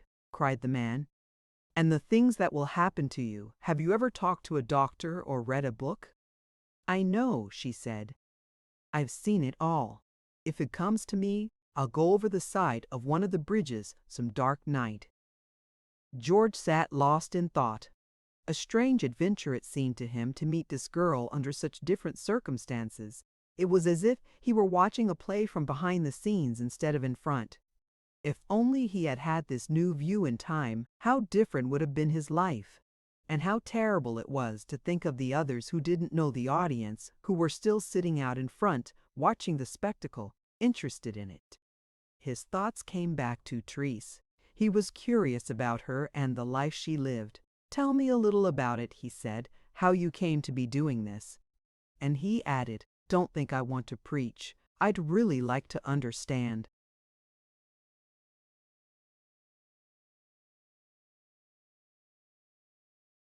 "Oh, it's a common story," she said. Nothing especially romantic. I came to Paris when I was a girl. My parents had died, and I had no friends, and I didn't know what to do. I got a place as a nursemaid. I was 17 years old then, and I didn't know anything. I believed what I was told, and I believed my employer. His wife was ill in a hospital, and he said he wanted to marry me when she died. Well, I liked him, and I was sorry for him, and then the first thing I knew, I had a baby. And then the wife came back, and I was turned off. I had been a fool, of course. If I had been in her place, should have done just what she did. The girl was speaking in a cold, matter-of-fact voice, as of things about which she was no longer able to suffer. So there I was on the street, she went on. You have always had money, a comfortable home, education, friends to help you, all that. You can't imagine how it is to be in the world without any of these things. I lived on my savings as long as I could.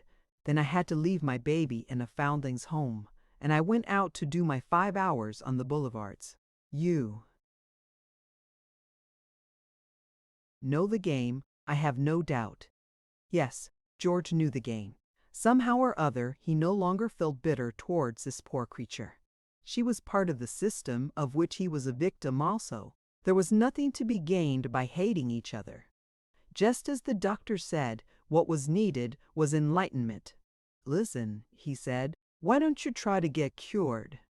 I haven't got the price, was the answer.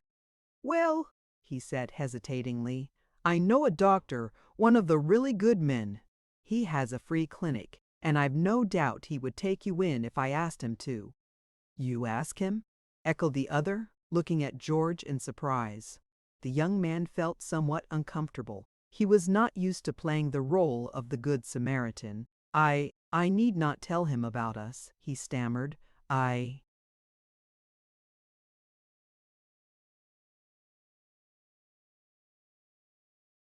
could just say that I met you. I have had such a wretched time myself. I feel sorry for anybody that's in the same plight. I should like to help you if I could. The girl sat staring before her, lost in thought. I have treated you badly, I guess, she said. I'm sorry. I'm ashamed of myself. George took a pencil and paper from his pocket and wrote the doctor's address. Here it is, he said in a business-like way, because he felt that otherwise he could become sentimental. He was half tempted to tell the woman what had happened to him, and all about Henriette and the sick child, but he realized that that would not do. So he rose and shook hands with her and left. The next time he saw the doctor, he told him about this girl. He decided to tell him the truth, having already made so many mistakes trying to conceal things. The doctor agreed to treat the woman, making the condition that George promised not to see her again.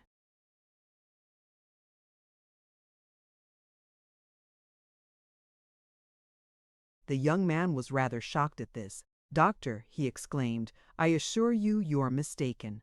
The thing you have in mind would be utterly impossible. I know, said the other. You think so. But I think, young man, that I know more about life than you do. When a man and a woman have once committed such a sin, it is easy for them to slip back.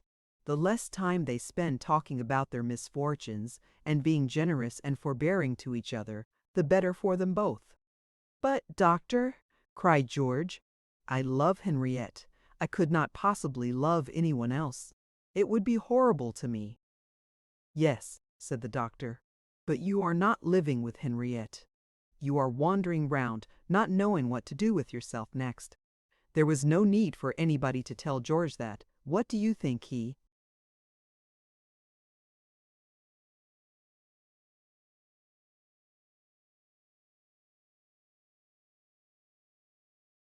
asked abruptly. Is there any hope for me? I think there is, said the other, who in spite of his resolution had become a sort of ambassador for the unhappy husband. He had to go to the Loach's house to attend the child, and so he could not help seeing Henriette and talking to her about the child's health and her own future. He considered that George had had his lesson and urged upon the young wife that he would be wiser in future and safe to trust. George had indeed learned much.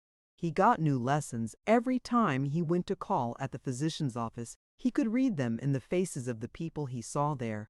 One day when he was alone in the waiting room, the doctor came out of his inner office talking to an elderly gentleman, whom George recognized as the father of one of his classmates at college. The father was a little shopkeeper, and the young man remembered how pathetically proud he had been of his son.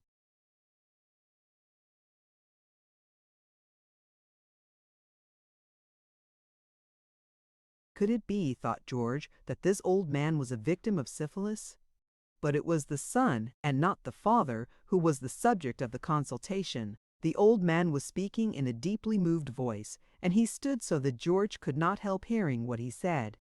"Perhaps you can't understand," he said, "just what it means to us, the hopes we had of that boy. Such a fine fellow he was, and a good fellow too, sir. We were so proud of him. We had bled our veins to keep him in college, and now just see." "Don't despair, sir," said the doctor. "We'll try to cure him." And he added with that same note of sorrow in his voice which George had heard, "Why did you wait so long before you brought the boy to me? How was I to know what he had?" cried the other. "He didn't dare tell me, sir. He was afraid of my scolding him. And in the meantime the disease was running its course. When he realized that he had it, he went secretly to one of the Nenipai wagon quacks, who robbed him and didn't cure him. You know how it is, sir." "Yes, I know," said the doctor. "Such things ought not to be permitted," cried the old man. "What is our government about that it allows such things to go on? Take the conditions there at the college where my poor boy was ruined. At the very gates of the building these women are waiting for the lads. Ought they to be permitted to debauch young boys, only 15 years old? Haven't we got police enough to prevent a thing like that?" "Tell me, sir. One would think so," said the doctor patiently. "But is it that the police don't want to? No doubt they have the same excuse as all the rest they don't know. Take courage, sir. We have cured worse cases than your son's, and someday, perhaps, we shall be able to change these conditions." So he went on with the man, leaving George with something to think about. How much he could have told them about what had happened to that young fellow when only 15 years old. It had not been altogether the fault of the women who were lurking outside of the college gates. It was a fact that the boy's classmates had teased him and ridiculed him, had literally made his life a torment, until he had yielded to temptation. It was the old, old story of ignorant and unguided schoolboys all over the world. They thought that to be chaste was to be weak and foolish, that a fellow was not a man unless he led a life of debauchery like the rest. And what did they know about these dreadful diseases? They had the most horrible superstitions, ideas of cure so loathsome that they could not be set down in print, ideas as ignorant and destructive as those of savages in the heart of Africa. And you might hear them laughing and jesting about one another's condition. They might be afflicted with diseases which would have the most terrible after effects upon their whole lives and upon their families, diseases which cause tens of thousands of surgical operations upon women and a large percentage of blindness and idiocy in children. And you might hear them confidently express the opinion that these diseases were no worse than a bad cold. And all this mass of misery and ignorance, covered over and clamped down by a taboo of silence, imposed by the horrible superstition of sex prudery. George went out from the doctor's office trembling with excitement over this situation. Oh, why had not someone warned him in time? Why didn't the doctors and the teachers lift up their voices and tell young men about these frightful dangers? He wanted to go out in the highways and preach it himself, except that he dared not, because he could not explain to the world his own sudden interest in this forbidden topic.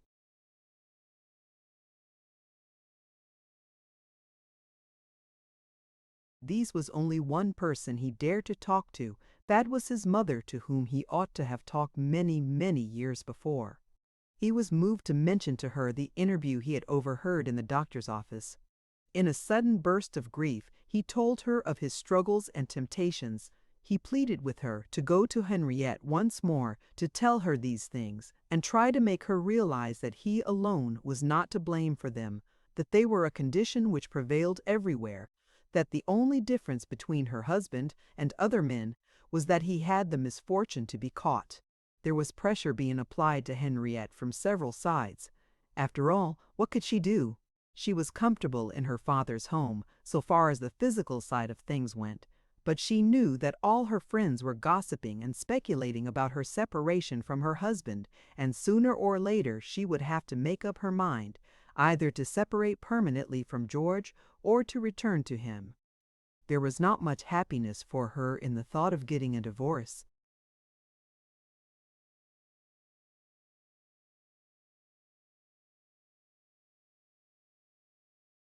From a man whom deep in her heart she loved. She would be practically a widow the rest of her life, and the home in which poor little Gervase would be brought up would not be a cheerful one. George was ready to offer any terms if only she would come back to his home. They might live separate lives for as long as Henriette wished. They would have no more children until the doctor declared it was quite safe, and in the meantime he would be humble and patient and would try his best to atone for the wrong that he had done her. To these arguments, Madame Dupont added others of her own.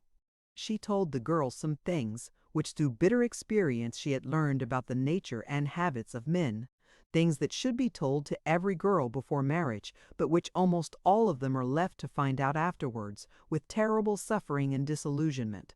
Whatever George's sins may have been, he was a man who,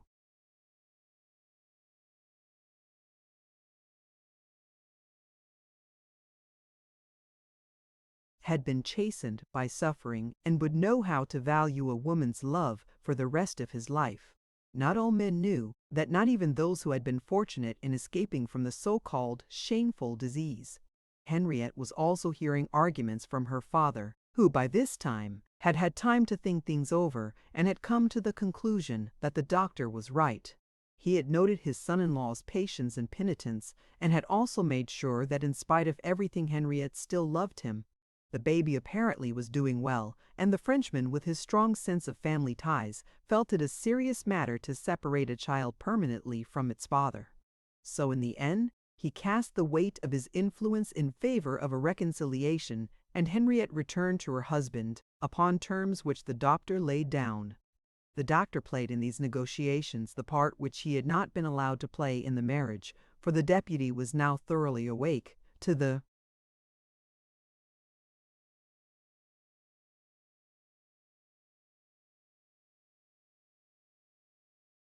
importance of the duty he owed his daughter.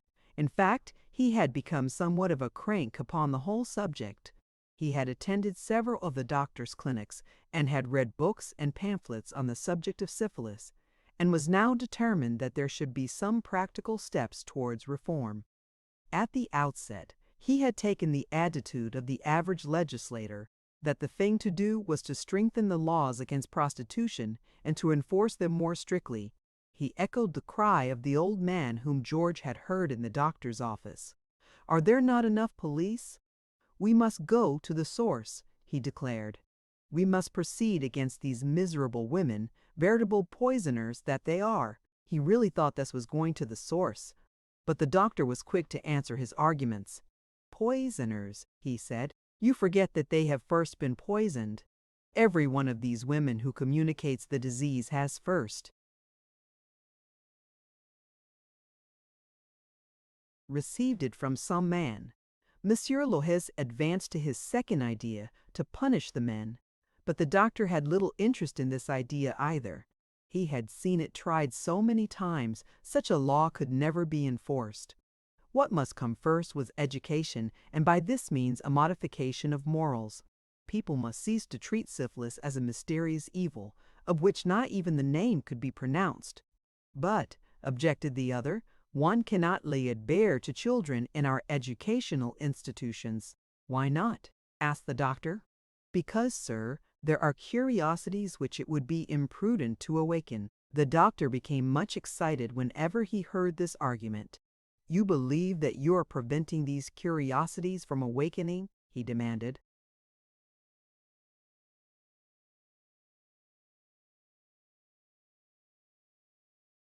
I appeal to those both men and women who have passed through colleges and boarding schools. Such curiosities cannot be smothered, and they satisfy themselves as best they can, basely, vilely. I tell you, sir, there is nothing immoral about the act which perpetuates life by means of love. But we organize around it, so far as concerns our children, a gigantic and rigorous conspiracy of silence. The worthy citizen takes his daughter and his son to popular musical comedies where they listen to things which would make a monkey blush.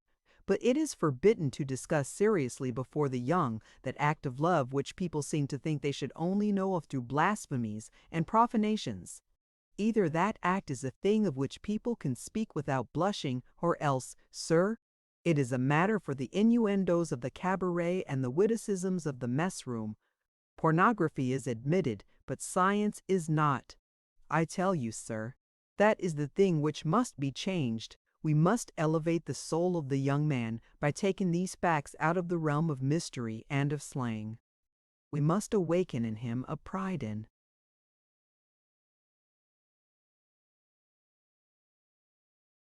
that creative power with which each one of us is endowed.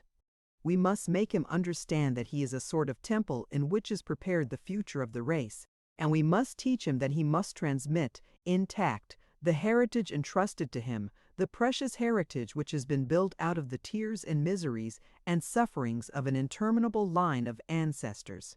So the doctor argued. He brought forth case after case to prove that the prostitute was what she was, not because of innate vileness, but because of economic conditions. It happened that the deputy came to one of the clinics where he met Therese. The doctor brought her into his consulting room after telling her that the imposing-looking gentleman was a friend of the director of the opera and might be able to recommend her for a position on the stage to which she aspired. "Tell him all about yourself," he said, "how you live, and what you do, and what you would like to do. You will get him interested in you."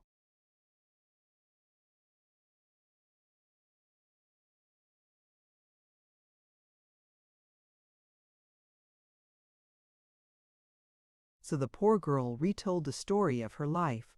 She spoke in a matter-of-fact voice, and when she came to tell how she had been obliged to leave her baby in the foundling asylum, she was surprised that Monsieur Lachey's showed horror. "What could I do?" she demanded. "How could I have taken care of it?"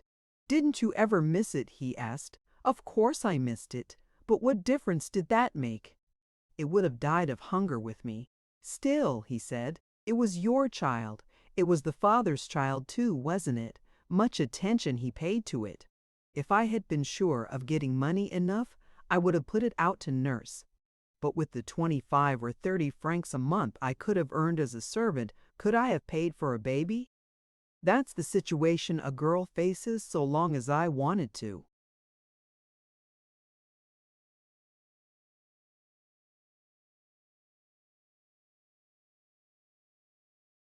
Remain honest. It was impossible for me to keep my child.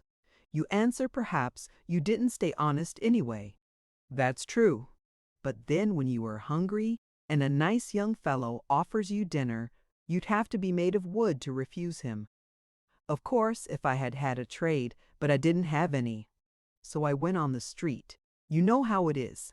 "Tell us about it," said the doctor.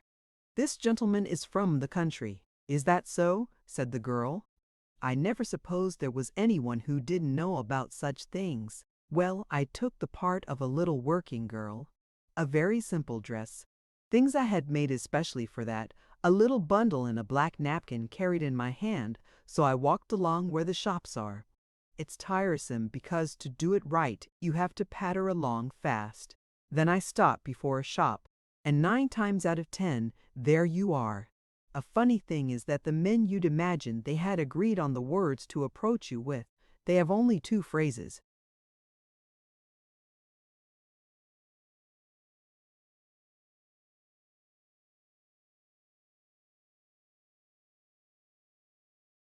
They never vary them. It's either, "You are going fast, little one," or it's, "Aren't you afraid all alone?" One thing or the other. One knows pretty well what they mean. Isn't it so? The girl paused, then went on. "Again, I would get myself up as a young widow. There, too, one has to walk fast. I don't know why that should be so, but it is. After a minute or two of conversation, they generally find out that I am not a young widow, but that doesn't make any difference. They go on just the same. Who are the men? Asked the deputy.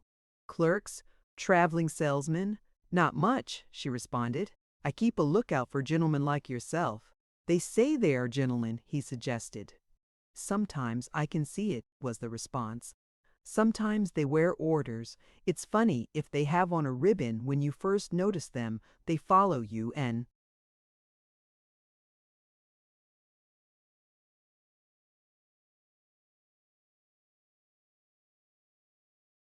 still the ribbon is gone. I always laugh over that. I've watched them in the glass of the shop windows. They try to look unconcerned, but as they walk along they snap out the ribbon with their thumb as one shells little peas, you know. She paused. Then, as no one joined in her laugh, she continued, Well, at last the police got after me. That's a story that I've never been able to understand. Those filthy men gave me a nasty disease, and then I was to be shut in prison for it. That was a little too much, it seems to me. Well, said the doctor grimly, you revenged yourself on them from what you have told me. The other laughed. Oh, yes, she said. I had my innings. She turned to Monsieur Lachey's. You want me to tell you that? Well, just on the very day I learned that the police were after me, I was coming home furious, naturally. It was on the Boulevard Saint-Denis, if you know the place, and whom do you think I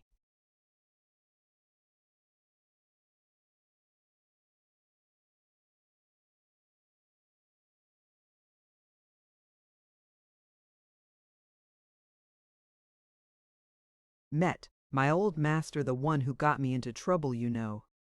There it was, God's own will. I said to myself, now, my good fellow, here's the time where you pay me what you owe me, and with interest too. I put on a little smile. Oh, it didn't take very long, you may be sure. The woman paused. Her face darkened, and she went on, in a voice trembling with agitation. When I had left him, I was seized with a rage. A sort of madness got into my blood. I took on all the men who offered themselves, for whatever they offered me, for nothing, if they didn't offer me anything. I took as many as I could, the youngest ones, and the handsomest ones. Just so. I only gave them back what they had given to me. And since that time I haven't really cared about anyone anymore. I just turned it all into a joke. She paused, and then looking at the deputy, and reading in his face the horror with which he was regarding her, Oh, I am not the only one, she exclaimed. There are lots of other women who do the same. To be sure, it is not for vengeance, it is because they must have something to eat. For even if you have syphilis, you have to eat, don't you? Eh? She had turned to the doctor, but he did not answer. There was a long silence, and then thinking that his friend, the deputy, had heard enough for one session, the doctor rose. He dismissed the woman, the cause of all George Dupont's misfortunes, and turning to Monsieur Lachey, said, It was on purpose that I brought that wretched prostitute before you. In her the whole story is summed up, not merely the story of your son-in-law, but that of all the victims of the Red Plague. That woman herself is a victim, and she is a symbol of the evil which we have created, and which falls upon our own heads again. I could add nothing to her story. I only ask you, Monsieur Lachey's, when next you are proposing new laws in the Chamber of Deputies, not to forget the horrors which that poor woman has exposed to you.